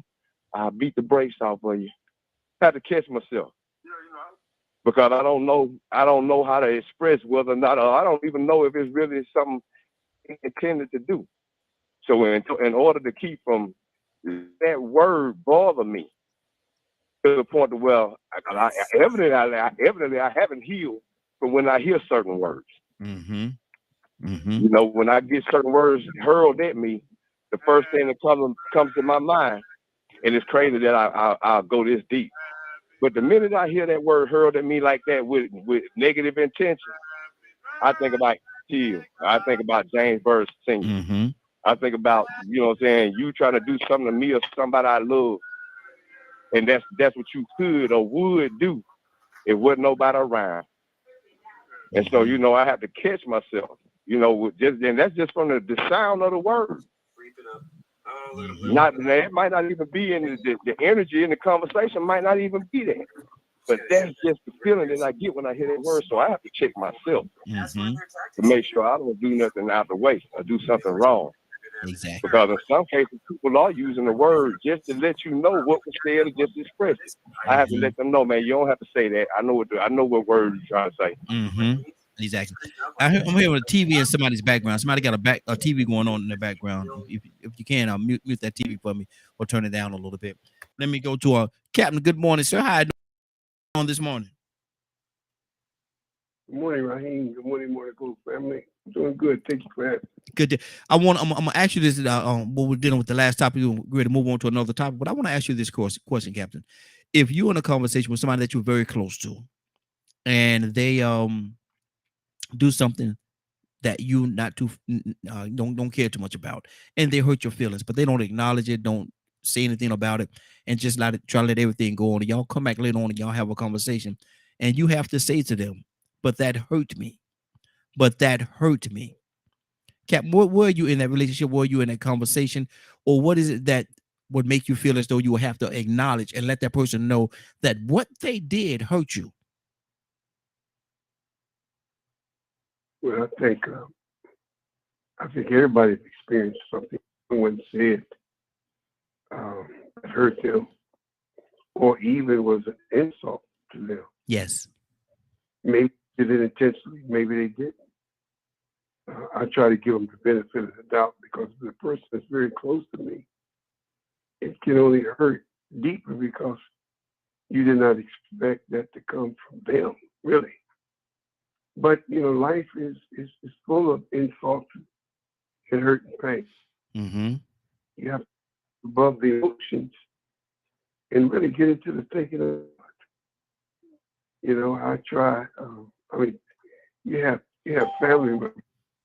My own children would say some hurtful things, but it's more disrespect, hurt. It's very hard to hurt my feelings because I don't drill on that branch, you know. Yeah. I don't drill on that. Mm-hmm. But I say, you know, you should confront them. There's no question about it. Mm-hmm. I want to be like the mom is never let the sun set before you settle your differences. Mm-hmm. And I think it's very important in wait until that thing simmer in you, build up in you. And it's really it's in your stomach and man, that hurt. And then you know it hurts you. And then instead of you confronting the individual, you better tell somebody else what they said that hurt. And they add fuel to the fire by how you should respond, or you know what they said. They, you know, that's a shame they told you that. The only reason why they told you that is because X, Y, and Z. So they fan the flames. By the time that you do get a chance to confront the individual, anger has built up into you so much that now they say hurt people. Yes. It's now you're hurting them. Hurt people. So now you go to say something to get even, in which you say may be very low down or very private, that you and this individual hurt you may know, and then you throw something out there about something that hurt them. That can go on. Yeah, revolving door. You just need to know. Yeah, if you need to know if the person intent. A lot of it is, you know, not intentional, and there's some that is intentional. Some of it's based on jealousy and envy, because only time you can hurt is that it has to have something to do with the truth. You can't hurt if it ain't the truth. Yeah. The Honorable Minister I told me one time, he said, son, do not give attention to that does not exist. Mm-hmm. It makes sense to me. You up all night giving attention to a lie. Mm-hmm. You Exactly. know, somebody that lie, you Mm-hmm. can't sleep because it's a lie. That does not exist. A lie means it's not real. Yeah. So why give attention to something not real? If they said what they said was the truth, you have to accept that, but it was said in the wrong manner, at the wrong time, and among some wrong people. Exactly. That could be what is, but that could be talked out, and you can talk it out, but never add insult to insult. Never play a tit for tat. Well, we do that. That seems to be human nature. I remember what Brother Collins used to say, "I wouldn't treat you that way if you didn't treat me that way." Mm-hmm. He was that kind. He just was that kind of dude, a tit for a tat. Mm-hmm. But I think, people who have hurt, as many of us have been hurt, and insulted and disrespected, we rise above that emotion. And if the person have a tendency of doing this, and I think as Sister T said, you walk away from it, man. You out there cycling with me, and I'm not messing with you no more. But if it's not the truth, then how could it hurt? Exactly. If it's not the truth. That's what I think, Brother Ray. Good. Cassandra, good morning. How you doing this morning? Morning. What do you say to that, Cassandra? Somebody hurt your feelings that's real close to you, and they don't even acknowledge it, don't do anything about it, don't say anything about it, and y'all get into a conversation, and you have to, in the course of that conversation, you have to look at them and say, but that hurt me. Why would you feel it important to even have to acknowledge that to them and let them know that it hurt you, or would you? Well, it was a time when I might just let things slide, but no, because words do hurt. Mm-hmm. As much as we don't want them to, words do hurt. So, whether it's the truth, lie, I don't care. They hurt. Mm-hmm. Because I think I mentioned just a couple of days ago, a young girl that I'm dealing with, her and her family, and the child, she did something very bad. She was sleeping around at 16. So she did something very bad. But the mother just went in, started calling her, you a whore, you this, Lord. you a B, you ain't Woo. going to amount to nothing, Woo. blah, blah, blah, blah, blah, blah, blah. And the child had a breakdown a few days ago. Mm-hmm. So you words hurt. I'm sorry. Mm-hmm. And that's especially coming from somebody that you care about, it hurts. So for me, I've learned, but I've told you on here, I care about the people on this line. Most of the people on this Mm-hmm. line that I don't even know them. But it's times when they say things, and I've said to you, Raheem, the only reason I didn't clap back is because of you. I'm Yeah. trying to respect the Morning Glow. Mm-hmm. So, I've learned to just let something slide. But I know when people coming at me, Mm-hmm. don't ever think I don't know. Mm-hmm. But I let it go. Mm-hmm. Wow, that's good. That's good. Anybody else have anything they want to say before we move on? I got another topic I want to tackle before we get out of here. Sorry, Cassandra. I'm glad you apologized, Tucson. That's good. That's good. I'm glad you did that, You brother. know what, Tucson? I'm listening for you. Whatever. But let me ask you this. Toya with a T. Toya with a T, you there? Toya? I am. Okay, good. Toya, and Rico, he must be sitting in the room with me because he looked at my paper and saw what I was reading, what my next topic was gonna be. He said something about this earlier. I'm gonna get on him about that later. Peeping my paper. He in school, he's looking at the teachers cheating. But listen, what do you say, Toya? You got a friend, and I'm gonna use Rico's example. I wasn't gonna use his example, but he gave me a perfect one for this. She has 5 babies by 5 different men. But she want the best man that she can find, 6'4", 210 pounds, in shape, making 6 figures. But she having a hard time even getting a job. And when she get a job, she never could keep it. How do you tell her that maybe she need and she's I'm using Rico's example again. She's 5'1", 250 pounds. You said she's my friend. Yeah, she's your friend. Yeah, she's your friend. I known her for some time. Yeah, you've been knowing her for a long. As a matter of fact, y'all almost grew I'd up have been together. on her butt. The second baby by the second man. No, all hoes don't roll together. You hear me? Nope. But see, Nope. I would have caught her by child too. But let's listen, just say you ain't one. but hold on. My thing, my question is this right here. How do you tell her that maybe, just maybe, she need to lower her standards a little bit because she's reaching for something. She's reaching for the high fruit and she can't reach it. That's not true. Anything's possible. That's not true. Who the hell? Who is anybody to say that ain't nobody gonna get picked by somebody? That's not true. Okay, go ahead. Explain it to me. I don't think that your standard can't be met just because you have kids and your circumstance. That has nothing to do with anything. People deal with people weirdly all the time. Now, I'm gonna tell you like God told me. You got all these kids, which I ain't got none. You got a little piece of job, can't keep. You're not stable. But the thing that makes a wife is, oh, you don't want to cook and you don't want to clean? Girl, you better go sit down someplace. I'm just going to tell her real. First of all, girl, a lot of people ain't going to take care of nobody else's kids. Boom. That's first and foremost. Second of all, please don't want this man to have a higher expectation that you put in on any one of your baby daddies. If you know me, I'm going to be straight, real, raw, and uncut with you. I'm not going to play with you. Don't nobody want that. Don't nobody want nobody with baggage.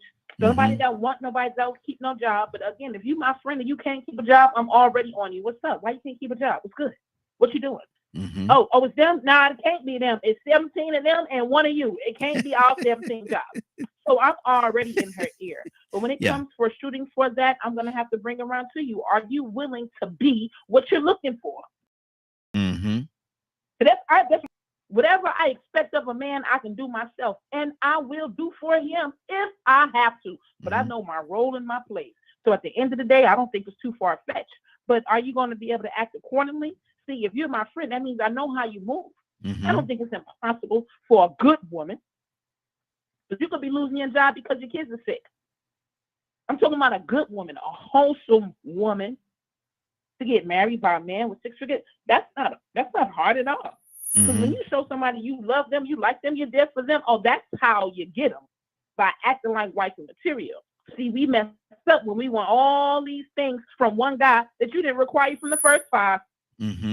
Now here he come, he make one mistake. You want to give him hell for all 5, and it's just his first. Nah, you can't do that. So I don't think that it's out of touch that she can get somebody like that. I'm just saying, if you're not in a position to, then your chances probably are going to be slim. And then what are you going to do? I'm all about independence. I'm going to be encouraged her, girl, if you don't get some business about yourself, I'm sorry. I've always been real. Don't nobody want that. Even with my nephews, I tell them all the time, do not do to them what was done to you. Period. You just like a woman, you're valuable. Don't be out here sleeping with all these women, because when you come to me for my mom, oh auntie, I ain't got no money. I don't want to hear it. Because we done already told you, grown behind what to do. You want to do it the way you wanted to do, and now the truth is, now you're stuck. Well, I mean, what? Because you're not listening, because you're not following in suit. No, we finna be all the way 100, sis. Don't nobody want nobody with 7 kids and 5 different baby daddies, bro. Don't nobody want nobody that ain't nothing. Everybody want a winner. Don't nobody want no losers over here, yo. Yeah. So if you're not winning, you might as well cancel that. He ain't gotta be. He can be fat Albert, broke with no teeth. Let me tell you something. He don't want someone who's a loser. So come on, right now, you a winner or you loser? Because right now it look like you're losing. I mean, I love you. I'm here to help, but you got 5 kids, no car, no job. You're staying from house to house and to the post. You feel me? Like, you got to come up with some kind of plan, because at first you got to build you up before you talking about having this Prince Charming riding on a horse, taking care of somebody else's responsibility. I mean, I'm just saying, if you're talking to me, I'm going to give it to you rough and raw, baby. I'm just saying. I'm not going to play no games with you. I'm not going to hold no punches. Everybody want a winner. And if you don't feel like you in a winning status, you need to fall back and collect yourself. And don't take your burdens to someone else. Straight up. Good deal. Badger, what do you say to your friend? What do you say to her? 5 kids, 5 different dads, can't keep a job, but she want a man with making 6 figures, 6'2", 200 something pounds, in shape, all the quote unquote, people say all the perks. What do you say to your friend? Good luck. And what do you think about the kids? Mm-hmm. That's you have hit an area that's not really for me. Mm-hmm. I don't understand those situations. I don't. It, it doesn't make sense to me. Mm-hmm. So it's just one of those things. Good luck, and let's make sure your kids are taken care of while you're on this wild goose chase. Mm-hmm. Wow. Wow. Let So me go ahead. that's it. Mm-hmm. Wow. Toussaint, what do you say to your friend, man? Should she lower her standards? Or should she continue to hope, wish, and pray that she get this Mr. like Toya say, Mr. Prince Charming? What do you say to that? I had to get off the screen when Ben just said good luck. Good luck.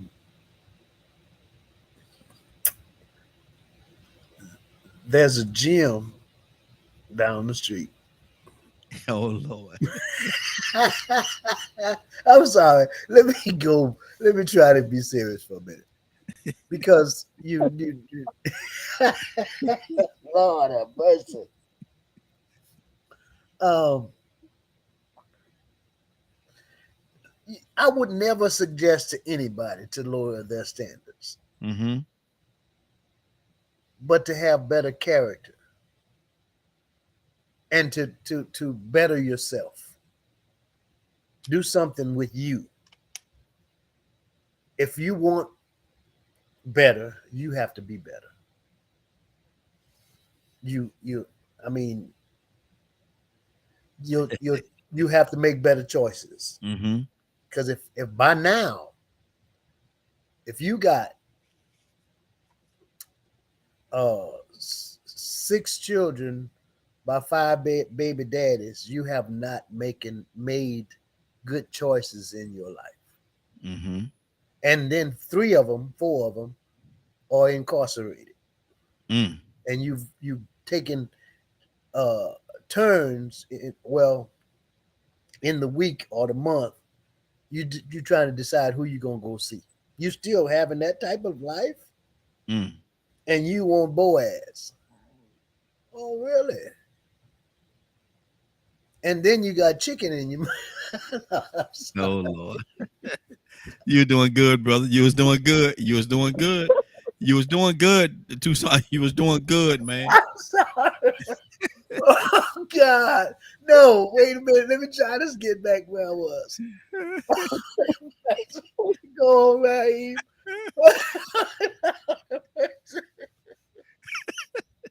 This dude lost it. That man, you were doing good too. So I was sitting there, I was listening to you, man. I was going, Oh God, you got chicken in your mouth.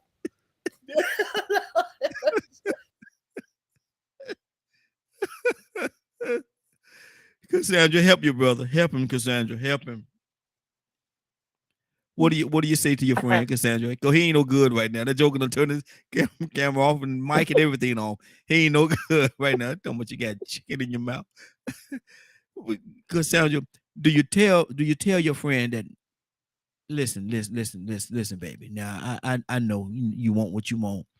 And everybody deserves certain things. But maybe No, no, no, no, and no. I never would tell anybody to lower this. I don't care what the service. Never lower your standard. but She needs to Cassandra, get her stuff together, but there is no Cassandra, lower. No, absolutely not. but Cassandra, I'm done. she got No, no, no, no. Tucson said she got chicken in her mouth. I don't care. She got chicken in her mouth. No. But Cassandra, is that realistic though? Is that realistic to think that she's gonna get a man that has no kid? And let's throw this into that. She want a man that don't have any kids. She want this man, he don't have any kids, but she got 5 by 5 different baby daddies. Like Tucson said, 2 or 3 of them are locked up, incarcerated. But now she want a man with all these qualifications and no kids. Is she being realistic? Yep. Wow. There are women that get it, Wow. and I know some, so I know it's real.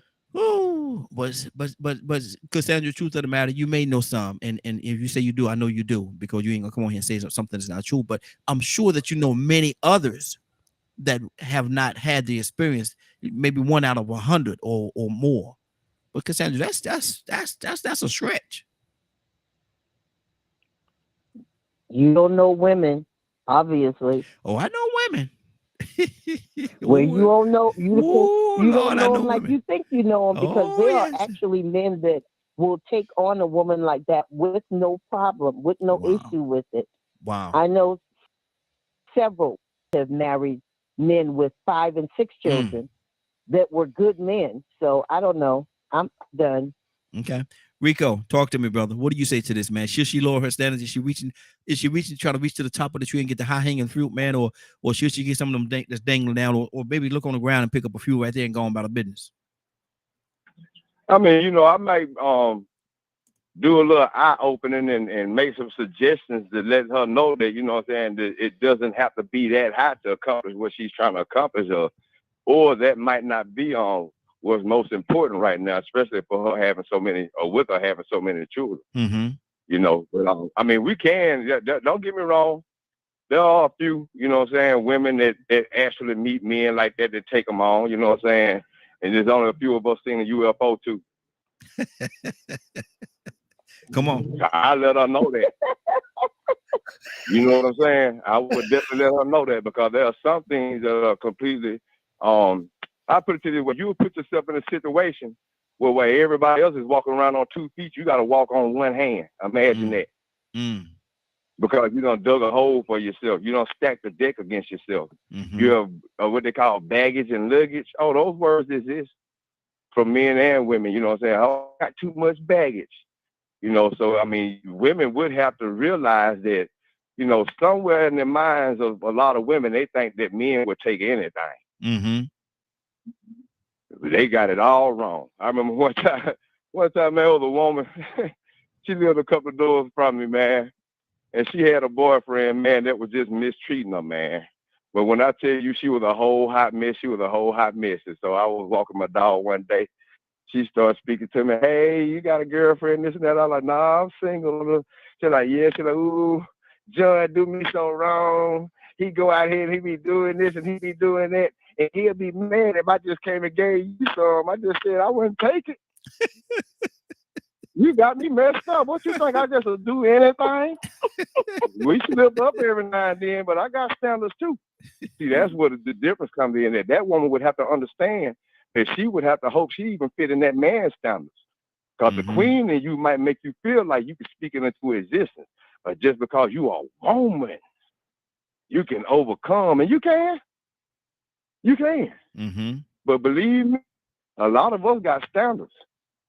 A lot of us have expectations too.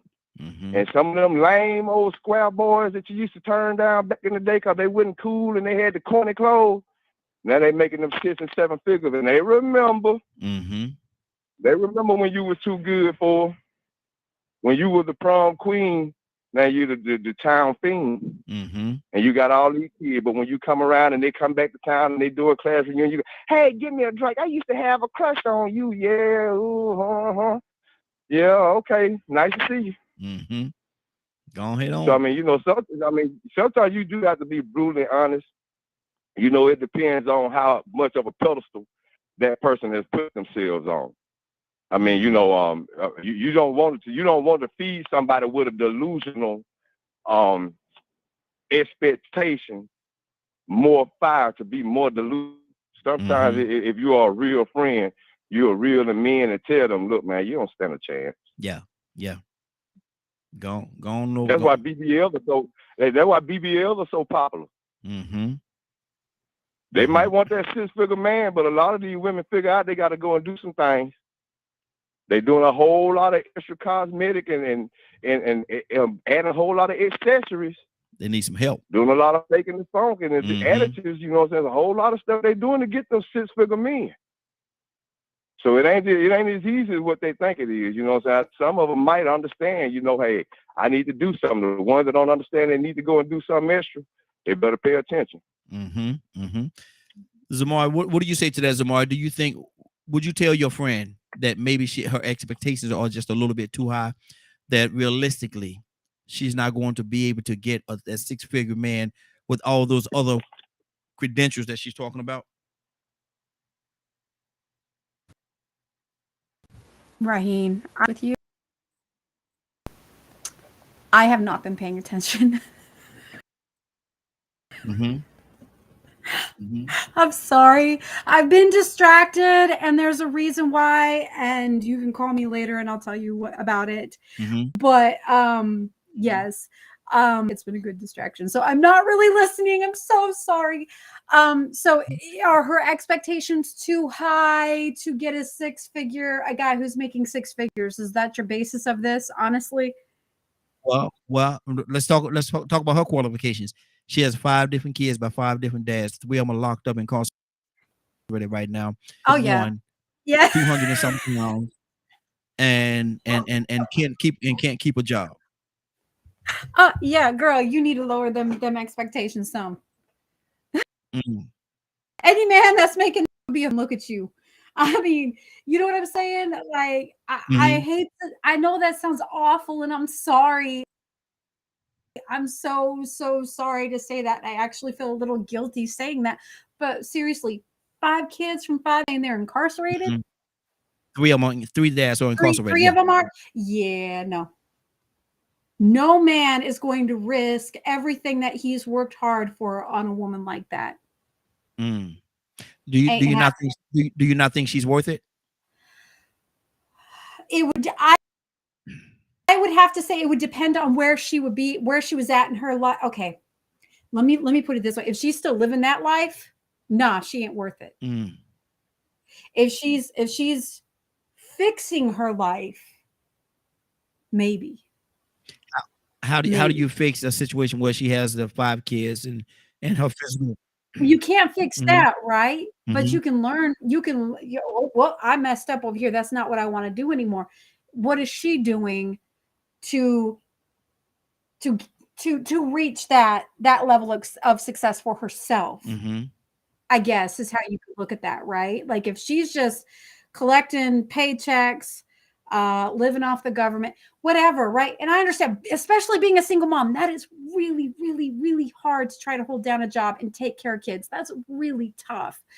But if she's doing whatever she can to make those ends meet and she's not relying on somebody because she realizes she messed up and now she has this responsibility and she doesn't want to do that anymore, maybe. For me, it would just depend, right, on the circumstance and the situation and the integrity or the integrity that she's grown into. Because I'm going to tell you right now, look, and I've told you all this before, the woman that I was before I met Ryan was not a woman that any even bothered looking at. I had no integrity. I didn't have that, right? I very well could have been that mama that had 5 kids, 5 by 5 different men, right? Just like my mother. Somehow she kept hooking them, but every single one of them was a piece of garbage. Wow. But she never got anyone that was worth it. Why? Because she had all of these kids by all of these men. And once they it takes a special kind of guy get that and go, she's worth my time. You know what I'm saying? Wow. A good guy. Not just anybody from the street. So yeah, she's worth my time. That takes a Cap, what do you say character for that. Good deal. Cap, what do you say? And I'm gonna go to the ladies because I want to hear the ladies' response to what Zamara just said. But I want to come to you first before I do that, Cap. What do you think about this whole situation, man? Is she being unrealistic? Should she lower her standards? Is she trying to reach too high on that tree? Well, let me say this. You know, my mama used to say, people in hell want ice water. Hey. Know what you want, but you need to get what you need, you know? I want to need, so she want someone with 6 figures. She wants that idea. Man, that's what she wants. She just needs someone who loves her for what she is and provide for her the kind of needs that she's looking for. Now, however, her situation, you're talking about, should she lower her standards? Mm-hmm. Well, the fact that she got 5 children, 5 different men, you don't have to lower your standards. Her standards have already been lowered. Mm-hmm. And she know her standards were lowered. That's what got her to 5 babies, because she lowered her standards. Now she's trying to come out of that attitude of keep picking men that don't have nothing, don't want nothing, and then she wind up with their child. So what? So now she's, I'm gonna hire my standards. I'm gonna raise my. What's wrong with that? I'm gonna raise my standard because my standard has been low. What's wrong with her raising her standard? It's worse. She may shoot for the moon and get a star. Mm-hmm. Sure, she would like a man, but if she keeps searching, if she believes in herself, she got high esteem to say, I'm going after him. And look at you gonna get mad at her the way she looks. She maybe look like 10 miles of bad road, but the bottom line is she believes in herself. Yeah. Why would I, discourage her? Yeah, girl, go on. Let her deal with the reality of self. But I'm not going to tear down her self-esteem and say she can't, because you'd be shocked if she could. Mm-hmm. I like what somebody said, that Sister Cassandra, you really don't know women. Mm-hmm. Yeah. But there's a reality, though. Yes. And that reality is, like I said, she needs to take time to reassess herself. But I think that she had already knew her standards was low. I think she already knew she dropped her standards. And I think she said to herself, you know what? I think too less of myself. You know what? I tell you what.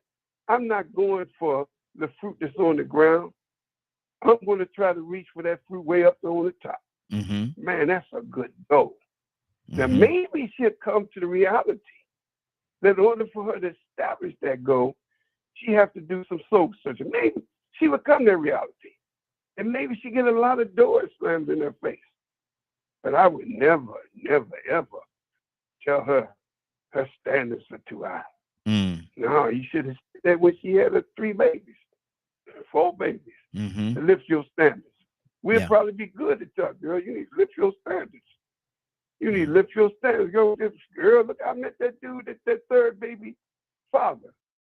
Mm-hmm. Girl, man, girl, you got too low a standard. Then when she lift it, what you gonna go back and tell her? Well, see, that's too high. Mm-hmm. I think, the variables in this is that every woman have a dream of her ideal man. What's wrong with that? Mm-hmm. That's good. Don't shoot the star out the sky. I got a granddaughter like that. And I'm telling you, man, she's my 4 baby. She got a beautiful spirit. She has a beautiful mind and beautiful attitude. But man, she look like a Goodyear blimp. I can't tell her every time. Wow. Can't come. I don't know which is your front to back or the back to front. But the bottom line is, she thinks highly of herself. And if you look at this movie with that girl Lizzo, whatever it is, shoot, they have made big women feel you the it today. Mm-hmm. And I mean, they ain't got no problem. So I don't never. And then I'm sure if the whole big girl could get those kind of 6 figures for herself, she may be a 6-figure man. If he can't come up with 6, I don't think she's going to turn down 5. Mm-hmm. I don't think she's going to turn down 5. Yeah. Exactly. But no, don't take her self-esteem from her, and never tell a woman her standard is too high. Mm-hmm. No, her standard's not too high. Wow. I think that's a good way for her to build up her self-esteem. That's what's on my heart right here. Good deal. Good. Cassandra, what do you say? Because it's amazing how there was a differences of opinion with the ladies. I thought y'all would be on the same page in regards to this. So what's on your heart right now, Cassandra? That's her opinion, though. Yeah, If that's what absolutely. she believes, her Absolutely. opinion, yeah. So I'm whatever she believes. I Hmm. just know for a fact that there are women that have high standards, even though they've made a lot of mistakes. So, it's her opinion. Hmm. Hmm. If the roles were reversed, Cassandra, would you tell your girlfriend to get with this guy that has 5 different babies by 5 different women, and a couple of them are in the same situation, same scenario, and she's doing very well. She's making 6 figures, living her life, don't have any kids, and she get with this guy. She meet this quote unquote what people will say a thug, this thug guy that's just making babies all over the place, and she come and introduce you to them, to him. What would you say to her? Would you tell her to go pursue that, or would you be a little reluctant in giving your blessing No, in that it's what situation? it's what people want. She may see something in him that I don't see. She Hmm. knows him better than I do. Hmm. I I just believe that people can change, that they can do things differently. And once again, I know women that have gotten with men that were not in anything close to what they make and have plenty baby mamas, but they treat her different. They treat her with respect. They're not trying to get more babies or whatever. So I don't know. You can't ask me questions like that because I'm always going to go with the gooder side of people and believe that people can change. People do change, and there's nothing impossible with God. Do you think a lot of times? I'm ask you this question. I'm gonna go to tour you with a T. Do you think sometimes, I'm not gonna say all the time, but a person become the house that they live in? I don't know what that means. If you get a person that's out of the quote unquote the hood of Blase ghetto or whatever, what are you saying? You move them to the suburb, and they like Fresh Prince, like the Fresh Prince of Bel Air. He moved from west side of Philadelphia to Uncle Phil's house, and you start to see how he started conforming to the way that they did things over there, and started leaving behind some of the hood things. Do you think you become the house that you live in? Not always, but it Absolutely. happens, and Mm-hmm. people adapt. People or we should be able to adapt Mm-hmm. as best we can to our environment. Wow. Wow. Toya with a T, what is your stance on this whole situation? Because it was amazing how y'all ladies had a difference of opinion, and everybody got their own opinion. Theirs got their own. But what do you think about this? And if the roles were reversed toward you with a T, what would you tell your friend that met this guy that's in the same situation? Well, the same rules apply whether it's a guy or a girl. We have to accept the circumstances. How he doing? Is he with you for the money? Is he making money? Like, what's the circumstance? Mm-hmm. If you say you're a thug, Yeah. how does he treat you though? Because it's somebody for everybody. Mm-hmm. So just because he look one way to you, don't mean that's what he is. Is he good to you? Does he take care of the kids? If I'm dealing with someone who I know is sane, because 9 times out of 10, 5 baby mamas, you're not saying, excuse me, Hey. you're not saying. Mm-hmm. But in the event that you are saying, you know what I'm saying, you worked, you got your degree, you did this, that, and the third, and then you meet this guy with 6 kids. What? You sure? And he good to you. Yeah? You got enough money? Yeah, you're not going to be one for nothing? Well, girl, that's going to be kind of rough with them old 6 kids and you ain't got none. You sure you know what you're getting into? You know what I mean? That's where I'm going to go because I believe in encouraging anybody to do it. I think anything is possible. You can make it work. It's a mindset. We out here so loveless. It's all right to love somebody with kids as long as they love you, as long as it's love. Mm-hmm. You can make mistakes. You can make mistakes 5 times. You can be easy 5 times, and the 6th time that'd be your Prince Charming because guys lie.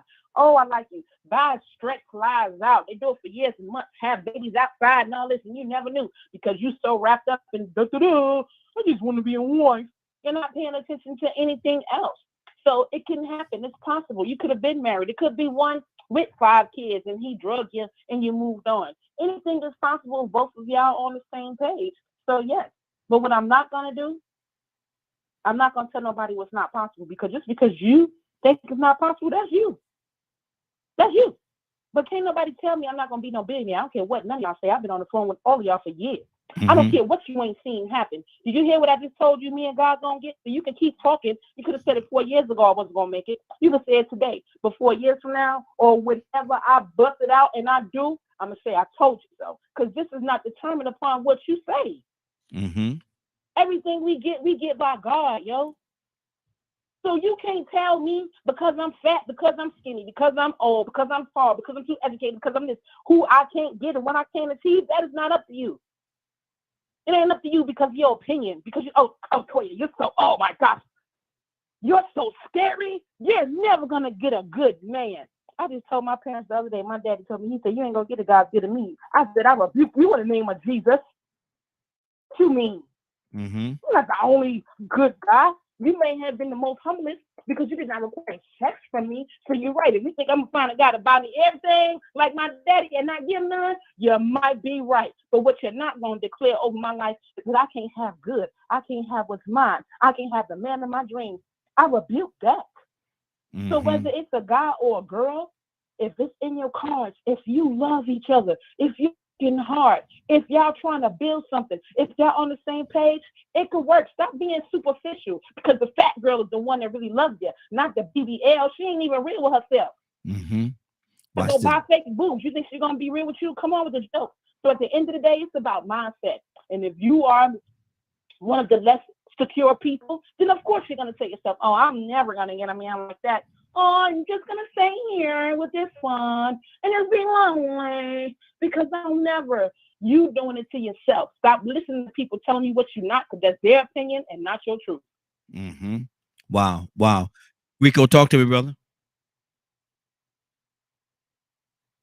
You know, I think there's levels and circumstances to everything. You know, I was wondering when you had asked that question if we could put the shoe on the other foot. And you had that old bum, that buster, Mhm. that wanted that six-figure woman. But then, you know, that six-figure woman. But see, we do have to realize, man, that sometimes people get lonely and they get desperate, man. And so then you end up having sugar mamas and cake daddies. I know some six-figure women that they would have a problem getting a man even with that six figures. Mm. So they settle.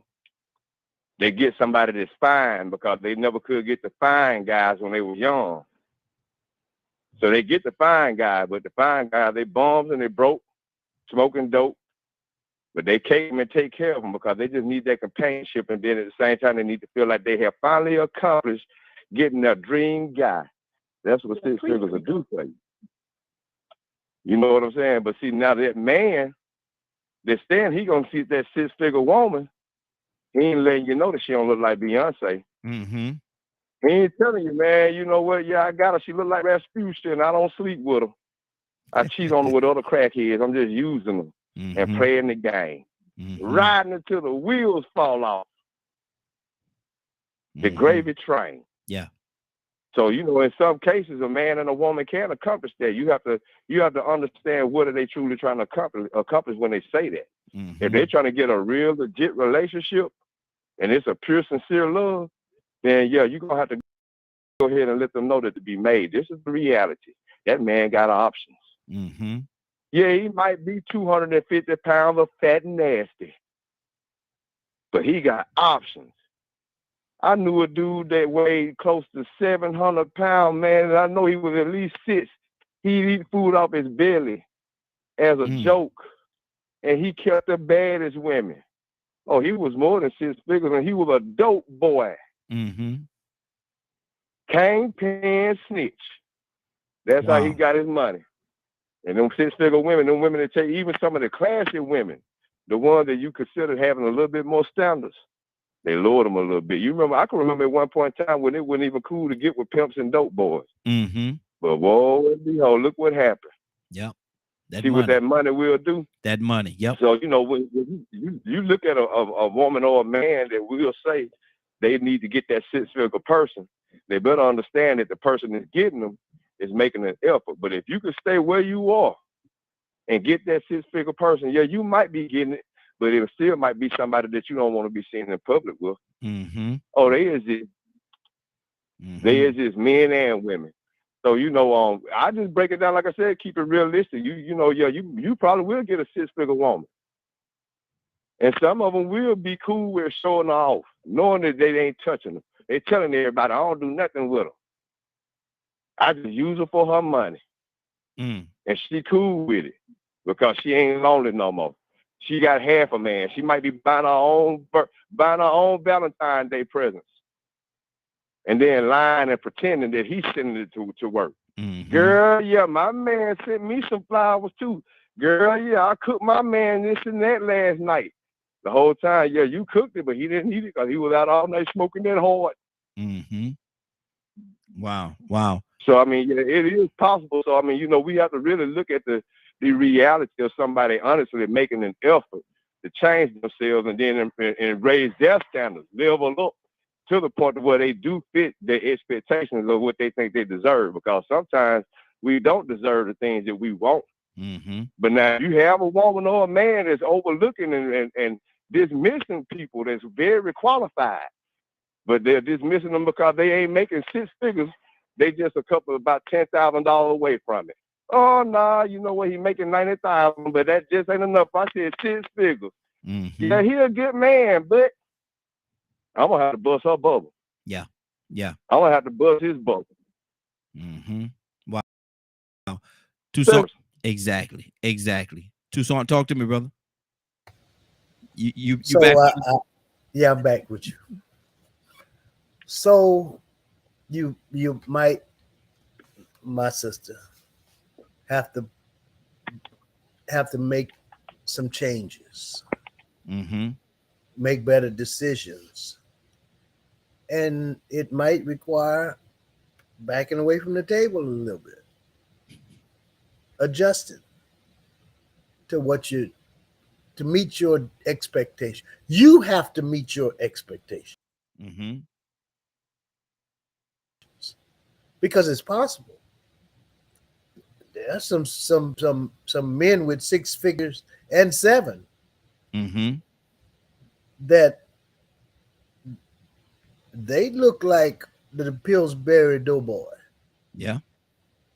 Every day, all day long. All they have done all their lives is concentrate on making money, and they've been successful, but they lonely. Is anybody lonely?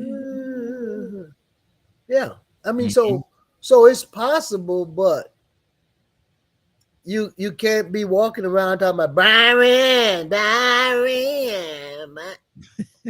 What the world? You got to keep your mouth shut. And so let me start where I was got out of character. Put the chicken down. Stop it. Stop eating so much. And be a better you. Yeah. Because anything's possible, but you have to change your actions. It's kind of like, okay, I want to sit at the executive table, but I got a bad attitude. Oh no, you're not. That's not gonna happen. You're gonna be excused from the table every time. Yeah. You want to be in corporate, but you like the style and the trend, and the trend says that you can come to work like you want to. No, sir, you're not gonna sit in the corporate room. You're not gonna do it. I mean, I see your skirt. It's pretty tight there. Yeah, I understand. But when you come to the point where you represent the company, they're not gonna have it. Now, that may have worked in the past, and you're looking at these children that you got. Now you have to figure out, since you got 4 or 5 or 6 children, what you're gonna do for them. See, why I clown and I joke, Raheem. I love that because that's who I am. But I try to be an encourager of anybody in any situation, and let them know that you can come out of that. But how you come out of that, you have to change you. Don't have to be a prisoner. No, you don't have to be a prisoner of any circumstances. You can come out of it, but you can't come out of it staying in it. Mhm. When we talk about in our faith, crucify the flesh, then those things that you enjoy, you're gonna have to let them go. I'm Yes, sorry. sir. I Yes, know sir. you're having a fun life, but Mhm. you're talking about you want to be an example, or you want to be part of something that represents something. You're gonna have to change your ways. Mhm. You say, well, oh, I done joined the church and I've been baptized and all that kind of stuff, and then they look at your Facebook page and you cussing and fussing. Mhm. Wait a minute now. I mean, stop. Hold up now. Wait a minute. It You don't line want up. somebody to respect you. Yes. You don't respect you. Mhm. And the same thing with these relationships and people that desire, they got high expectations and low standards. That don't add up. Mhm. One of them gonna have to meet the other. And so anyway, I mean, At some point. At at some some point. point, Mhm. Good I deal. mean, Lord have mercy, it might work out for you in the wintertime. No, just do it. Just do it. Just do it. Zamari, what's on your heart? Not a Now, you know, if when you ask that question, I will say the weight issue, or when you mentioned the woman's weight, that wasn't even in my mind, because I don't care what size you are, right? And men don't all the time. If man loves you, he ain't looking at you or a size 10. He don't care, or a size 15, whatever. I don't even know. But you know, that to some people it matters. To ones that are looking for someone to love, that is not anything that they're looking at. They're not looking at your weight, whatever. And if if you the are, roles, like Toya said, that's superficial stuff, man. let me ask you this, Zamari. If the roles were reversed and it was a guy that had the 5 kids by 5 different mothers, the whole scenario was reversed, and your friend, your very close friend, was a young lady that's making 6 figures, don't have any kids, doing very well for herself, and she meet him. What would you tell her about that situation? It would be the same. I would still feel the same way, right? It's about the integrity of the person. Mm-hmm. So, okay, they got these 5 babies. It's the same situation. They got these 5 kids by these different, I don't know, you said 5 different women, right? Yes. It's the same. So it's literally the same situation. But is he trying to do that still? Or is he trying to better himself? So you can't really hold that against somebody. Same with that woman who might have those 5 babies, right? By 5 different men. She's got 3 of the baby daddies that are incarcerated. Okay. But what is she doing now? My answer is still the same. What is he doing now? Mm-hmm. So it shouldn't matter, right? But if you're still in your same mess and you're expecting to find someone that isn't, and for some people, right, it might take that one good person for them to realize their own self-worth sometimes. I mean, shoot, that's what it took. Mm-hmm. Mm-hmm. Because I had zero self-confidence. Zero. Mm-hmm. I didn't feel good about myself. I thought I was ugly. I thought I was fat. At 100 pounds, I thought I was fat. You see? So it's a mentality, right? I didn't think anybody, I'm just a piece of trash. Who's going to love me? So might as well just whatever. But it took someone better than me to bring me up out of that and go, no, baby, you're beautiful. You're intelligent. You're smart. You're this, you're this, you're this. You can do anything you want to do. It took somebody. Mm-hmm.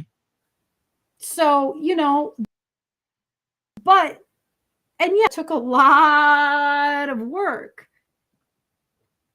But I wasn't trying to mess up anymore. Mm-hmm. You know, like I wanted something different. But when you find that one person and they're sitting there and they're saying, I love you. You're this, you're this, you're this, you're all of these. Like what Cap said, I love what he said, right? About reaching for that star. Don't tell them they can't reach for that star. So I loved that. I love that. So I don't care, right? But it's about the integrity of the person. Are they trying to be better? Do they want to be better? Are they making those changes for themselves? He might not have money right now, but yeah, I bet you anything. Wait 10 years. Wait 5. He Yeah. might be the CEO of a company. You don't ever know. And the same for that woman that's messed up all those times. You just don't know. Wow, that's good. That's good. But as long as you see those changes happening, right? That's where I'm coming from with that. That's what I was trying to say earlier. It's about the integrity of that individual. If they've learned from those mistakes and if they're trying to forward in a way. Good deal. Good deal. Let's keep this thing going. Cap, what's on your heart? Cassandra, coming to you next.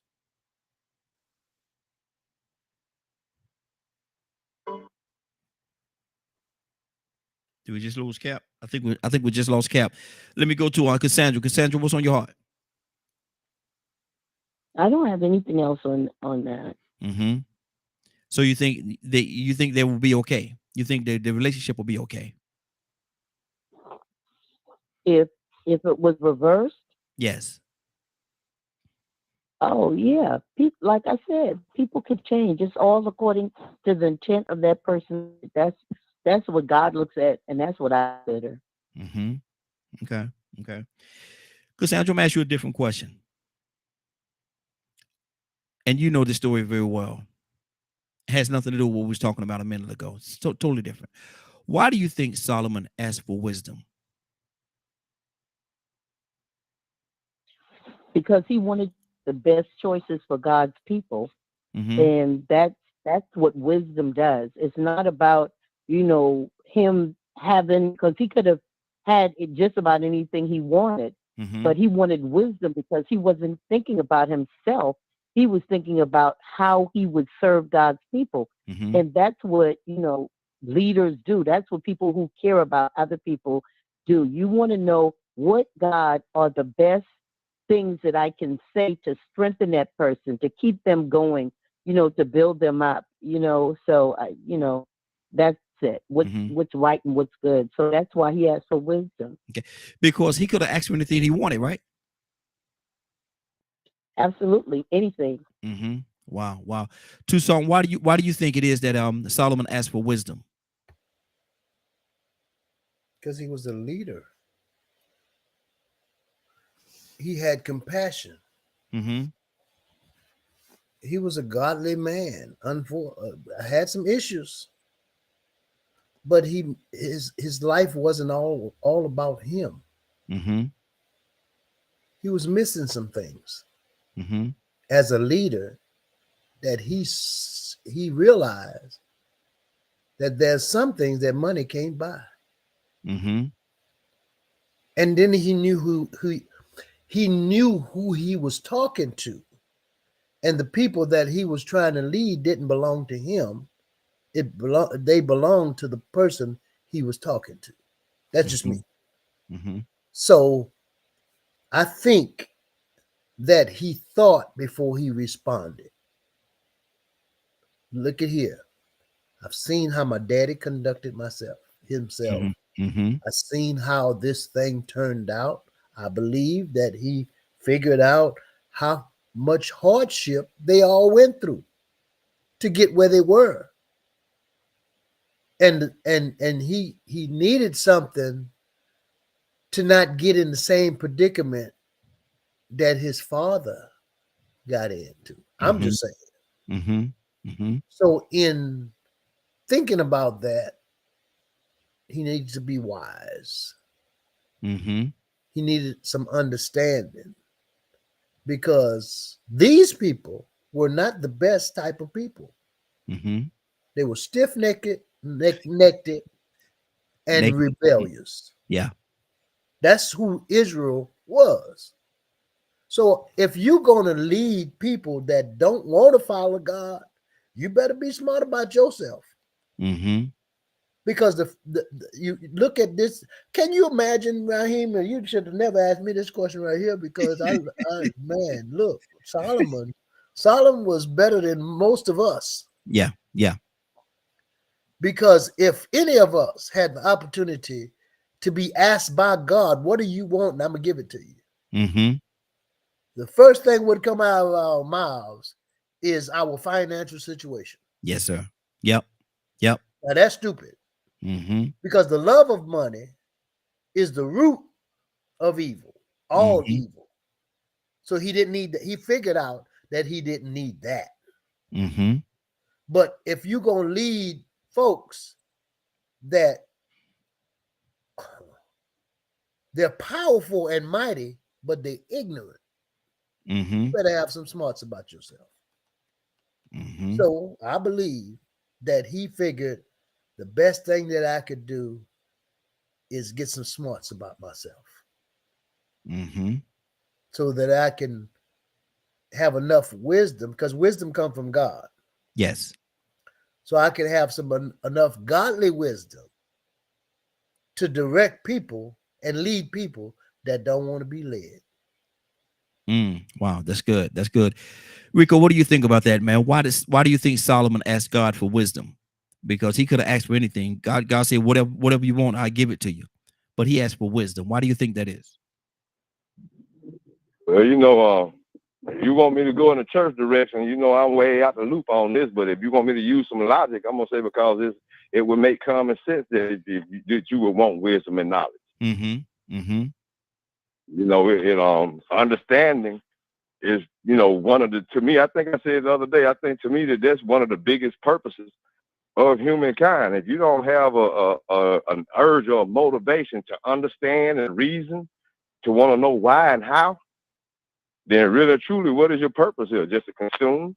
I don't care how I got here, just feed it to me. Yeah. Yeah. I don't care what it's made of. I don't care where it came from. I don't care who had to suffer for me to have it. Just give it to me. Give me. I don't care where it came from, how it came about, and how it's going to end up. I just need to know that as long as I'm here, I got access to it, to enjoy it. You know, it sort of made me think about the wisdom that we don't use in protecting this planet. Yep. Not being too wise. You know, I was just looking though and saw that the governor in Montana signed a bill banning TikTok. Wow. Now, fiends and addicts of social media will start screaming about freedom and rights, and I got the right and God-given right and human right and this and that. But then, you know, the purpose of leaders is to make sure you are exposed that will have a subliminal or unintentional, I'm going to say intentional impact on you that is very negative, very destructive. But at the same time, as this fiend and addict, you're not wise enough to realize it because you just hooked on being a consumer. You just hooked on entertainment. We love being entertained. We love being distracted. But somebody might say, well, hey, man, we got to cut back on some of this access because we're not focused on our priorities. And we asking questions about why our children are acting so out of order, but they're out of order because we're not teaching them priorities, purpose. The reality of the fact that, you know, we got to understand what we are really here for, why we are here, how we got here, and what our job is to make sure that it continues to keep happening. Exactly. That this progress continues to happen, that we continue to contribute to the process that allowed us to even be here and enjoy this experience. So wisdom. What is the purpose of mankind and humankind? Is it to make as much money as he can? I got a friend that's starting his own community in Kazakhstan. He started one in Georgia, and he got one in Kazakhstan. He's from Alabama. Like I told y'all about him before when we started, you know, we always talking about creating our own cities and our own countries. Exactly. He on the cusp of it. He's on the border of China and Kazakhstan. And he made a post yesterday and said, man, how, I can't remember the exact word he used, but we sort of confused and ridiculous that we live to work for money and then to buy things with it. That's what man's purpose is now, to work and to work for money and to buy things, obtain things. That's our whole driving motivation now. Ain't that something? You think God created us for that? You know, I don't think that's part of Noah. I think God intended for us to each be a part of what Noah species on other planets, and if it's aliens, they're a bunch of Noahs. Yeah. Wow. And we the ones got it confused. We don't want to be the Noah no more. We just want to eat what Noah got on the boat. Exactly. Wow. But some of us think that's what God created them for. To eat animals. 508-924-3521, 508-924-3521. I forgot the number there for a second. Toya with the T, talk to me. Why do you think Solomon could have asked for anything that he wanted? Anything that he wanted. Zach had a whole bunch of Google phones covered. He asked for wisdom. Mm-hmm. Wisdom will get you what you want. Mm-hmm. Wisdom will get you what you want. What you gotta ask for something else for? Oh yeah, give me money. No, just make me wise enough to be able to do it. Get it, make it, spend it, invest it right. Wisdom is the key to everything. You got to be wise with everything you get. Yo, you said Solomon, not the one with 700 wives. I wonder if somebody asked the queens if they want, how you feel about marrying a king with 700 wives? Oh, 698. I mean, I'm just saying, since we were talking about wives. Yeah, and exactly. Yeah, exactly. That makes sense. Babies, other babies, and multiple babies from other babies and all over the place. But even back then, it wasn't right. God talked about it not being right. But he was still King Solomon, who was still wise enough to know how to operate in this world. Still wise enough to know how to judge people the right way, not the selfish way, even though he was selfish, breaking some of God's rules, having all these multiple women that God said, what? Don't take on no foreign wives. Yep. But he did it anyway. But he was still blessed. See, this is what killed me about Christians. They make it seem like, oh, you saying you ain't going to get nothing. That's a lie. Look at Solomon. Look at David. Look at all of them. Look at all of them. But at the end of the day, you need to be wise enough to be able to know what to do with that money since you want to know it. Since you want it, you need to know, you need to be wise enough to know to do with that wife. Because when you find a wife, that's a good thing. But you need to know wise enough how to be there for. Wise enough to make her feel like your king or your queen, or whatever sex you are, the opposite. Wise enough to raise a kingdom. Once you get wisdom, what do you need anything else tangible for? Because anything that's tangible, you still need wisdom to operate it, run it, get it out there. Yep. So Solomon, he was already 2 steps ahead of the game. He know that gold don't mean nothing, riches, rubies, that don't mean nothing. I need to be wise enough to get down in that ground and get it out without the whole ground caving in on me. I need to be wise enough to be able to get it and cut it up and do it in different ways where it can be a commodity to others. So I think that when Solomon thought about wisdom, he thought about, forget that outside stuff. I want to be the creator of it. And that's like me, right? I got a big issue buying into somebody else's stuff. I'm always trying to come up with something on my own. Forget going to give my money to somebody else. I want to be wise enough to create that thing where people give me their money. And I think that's the kind of mindset that Solomon had. A wise mind to be able to help him navigate through whatever his desire was in life. Because you can be a rich fool. You can be a hoish dummy. Come on. You can be a bunch of kid having, fat, out of shape, wide, wobbly, nasty attitude having person. All because you ain't got no wisdom. You're not wise enough to know when to hold them, when to fold them, when to let them go, and when to run. So wisdom is the foundation for everything. Because you got to be wise to build kingdoms. You got to be wise to rule kingdoms and not be overthrown. So wisdom. That's gonna introduce you to a multitude of industries versus just saying, "Oh, I want to be the richest girl in the world." No, I want to be the richest girl. I want to be wise enough to be a billionaire, Lord. I want to be wise enough to make sure that my heart is good, but that way I don't make nobody feel like they can't do it or less than. That's what wisdom gets you. As for tangible goods, they're gonna run out eventually. Absolutely, absolutely, good deal, Zamari. Why do you think it is that Solomon asked for wisdom and not wealth and money and all the other things? Why do you think it is? Put in the chat, right? He asked for the wisdom to govern God's people because he knew that he knew he couldn't do that, right? He was going to need some otherworldly what do you call it? Guidance to do that correctly. Because without that, what? He's just human. He probably would have messed that up otherwise. Come on now. Right? We would all probably have messed that up otherwise when we don't listen when we're supposed to. So that's why. Yeah, good deal. You know, that's it. He knew he couldn't do it on his own. That's good. That's good. Tucson, talk to me, brother. I was looking at the I love this story. I really do. Because the first challenge he had was 2 women with 2 children, with one of them dying. and both of them claimed the live child. Mm-hmm. This guy was brilliant. I mean, because there's nothing like the love of a mother. Nothing. They will go to, I don't know, daddy might not go see you in jail, but mama going. Mm-hmm. I mean, you can be strung out, tore up from the floor up, been in jail for years. She might not send you no money on the books, but she sure not gonna be praying for you. Mm-hmm. So here's these two women that are laying. I don't know how that was going on, but and one rolls over her, lays over, and she winds up Killing. suffocating her Yeah. child. Mm-hmm. Yep. But then she switched to children. Mm-hmm. King wasn't even there. Solomon wasn't even there. Can you imagine what you needed to solve that issue?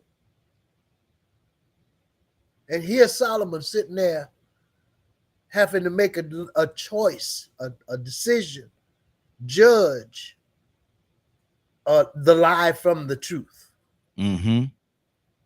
between a woman and a mother. Come on. Come on. There's a difference. Yeah. You know, because a woman have a child, a mother keep a child. Mm-hmm. So this guy takes the chance of a lifetime. Mm-hmm. Cut him in half. Cut her in half. Mm-hmm. I tell you what we're gonna do. Mm-hmm. We're gonna give both of y'all a piece of the child. Yeah. Let's Yeah. live. Mm-hmm. Now, can you imagine the mother's love kick in? Mm-hmm. Not the witch. I call her a witch. I might as well call her. Can I call her a witch just for a second? Mm-hmm. Because some people don't care nothing about their children, their own children, let alone somebody they claim to be their child. Mm-hmm. And the mama stands up. I love this story, man. I think I'm going to talk about this pretty soon. Yes, sir. The mother just says, give her the child. Give her the child. Don't do that. What, you got to allow your child to live because you never know what they're going to wind up to be. Mm-hmm. So sometimes you got to make the ultimate sacrifice because that's what God did. He made the ultimate sacrifice. He gave up his child. Boy, I tell you what, I'm going to shut up. I'm going to put this on paper. Yes, Thank sir. you very much, Raheem. Hey, to God be the glory, brother. Cassandra, talk to me.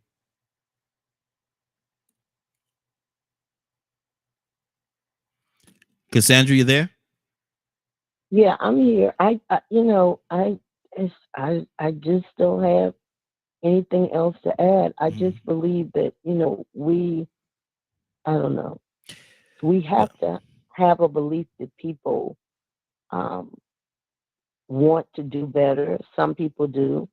And how did Solomon know things can be? How did Solomon know that was going? How did Solomon know that was going to play itself out in the way that it did? Because of his wisdom, because he has the wisdom of God. He knew that a real mother is not ever going to see her child killed rather than just give him to the other woman. So it's just the wisdom of God. He knew how that would play out. I believe with all of my heart. He knew when God gave him the scenario, he knew how it would play out, and it played out just the way he thought. So then the wisdom after he saw what one woman said was, okay, give this woman the child, because any mother would do that. That's what a real mother would do. Yeah. So it played out just the way. Cassandra? I think we might have lost Cassandra. Yeah. Yeah. Oh, there you go. Okay. Yeah, and that's true, because it definitely played out in the way that it should, and the child was returned to his rightful mother because of that love. Yep. But we ain't gonna deal with the what ifs. We ain't gonna deal with the what ifs. Rico, what's on your heart, brother?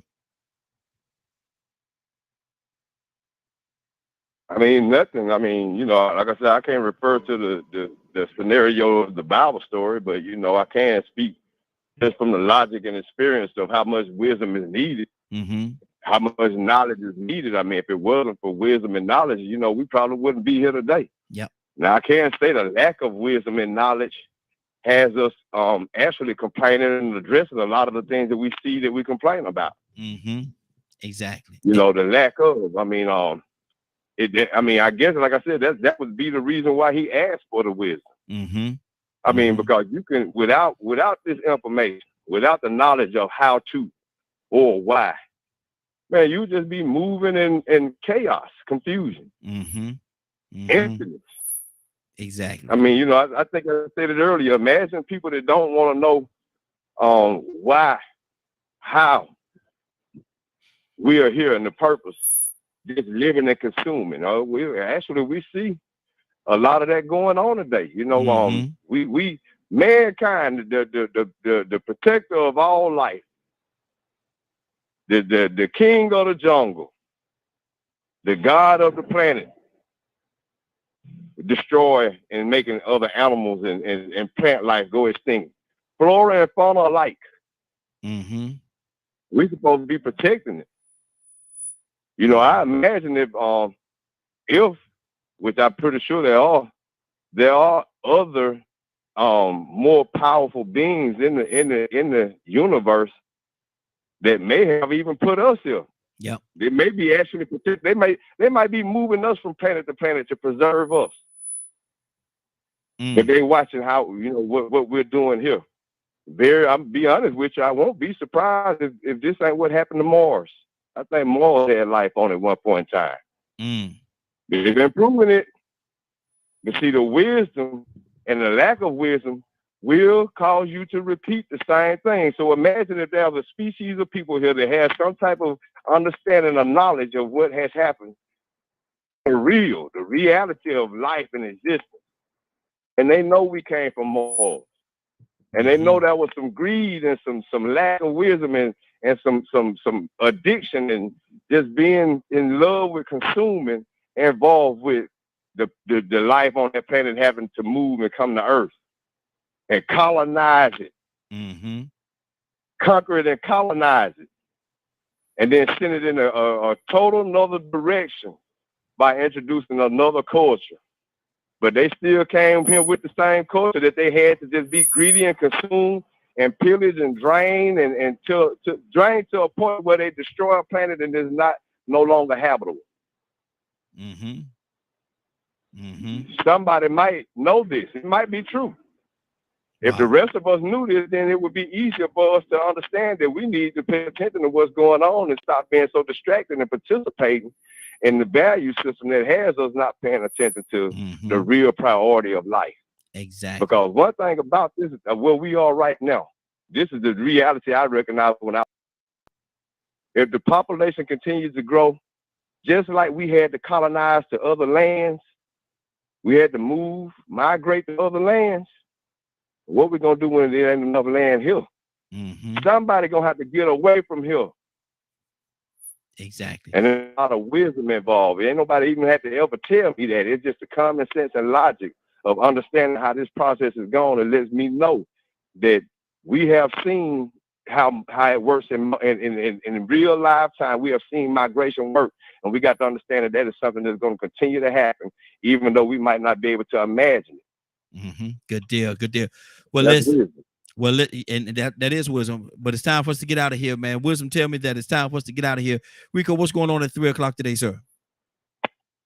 If you missed today's show and would like to hear or see the rebroadcast in its entirety, you can tune in at 3 p.m. Eastern Standard Time on www.dkmmediagroup.com. Good deal. Toussaint, need you? Some told me Willa needed to record that thing yesterday. I ain't know I was gonna speak into it. Exactly. Yeah. She reached out to him, man. She's tired of today. Ain't gonna be able to make it, so we're gonna get Toussaint to pray us out. Toussaint, pray us out, sir. Start to hang up so Cassandra could do it. Oh, she hung up so you could do it. That's okay. God the Father, we come now and we say thank you for who you are in our lives. And God, we thank you for this brand new day.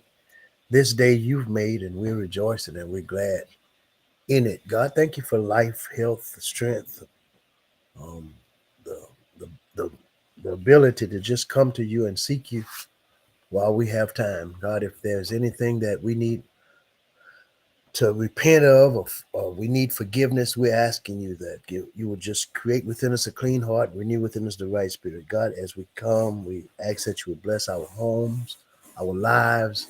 Let us be willing vessels that would give you honor, glory, like only that you deserve. So, God, as we come, we ask that you would just bless us as we go through this day. Keep us in your care. Bless Raheem and all that are assembled, all that listen, God. We ask that you would help us to just be better. Bless us now in Jesus' name and for his sake. Amen. Amen. Good job, brother. Good job. Now, we're about to get out of here. I want to thank everybody for joining us. And more than that, I want to thank you for allowing DKM Media Group and Associates and the Morning Glow for being a part of your morning. It is now 10:06. You're about to exit the Morning Glow. But before you go, I want you to do me two favors, if you will. One, I want you to continue to pray for us because we are certainly praying for each and every one of you. Number two, why this is real simple. I want you to go out there, find somebody, and give them a hug because you never know. It could be the only hug that they get, or it could very well be their last. Love you, and ain't nothing you can do about it. Have a great day and a better tomorrow. Then we shine some of this light on you from the Morning Glow.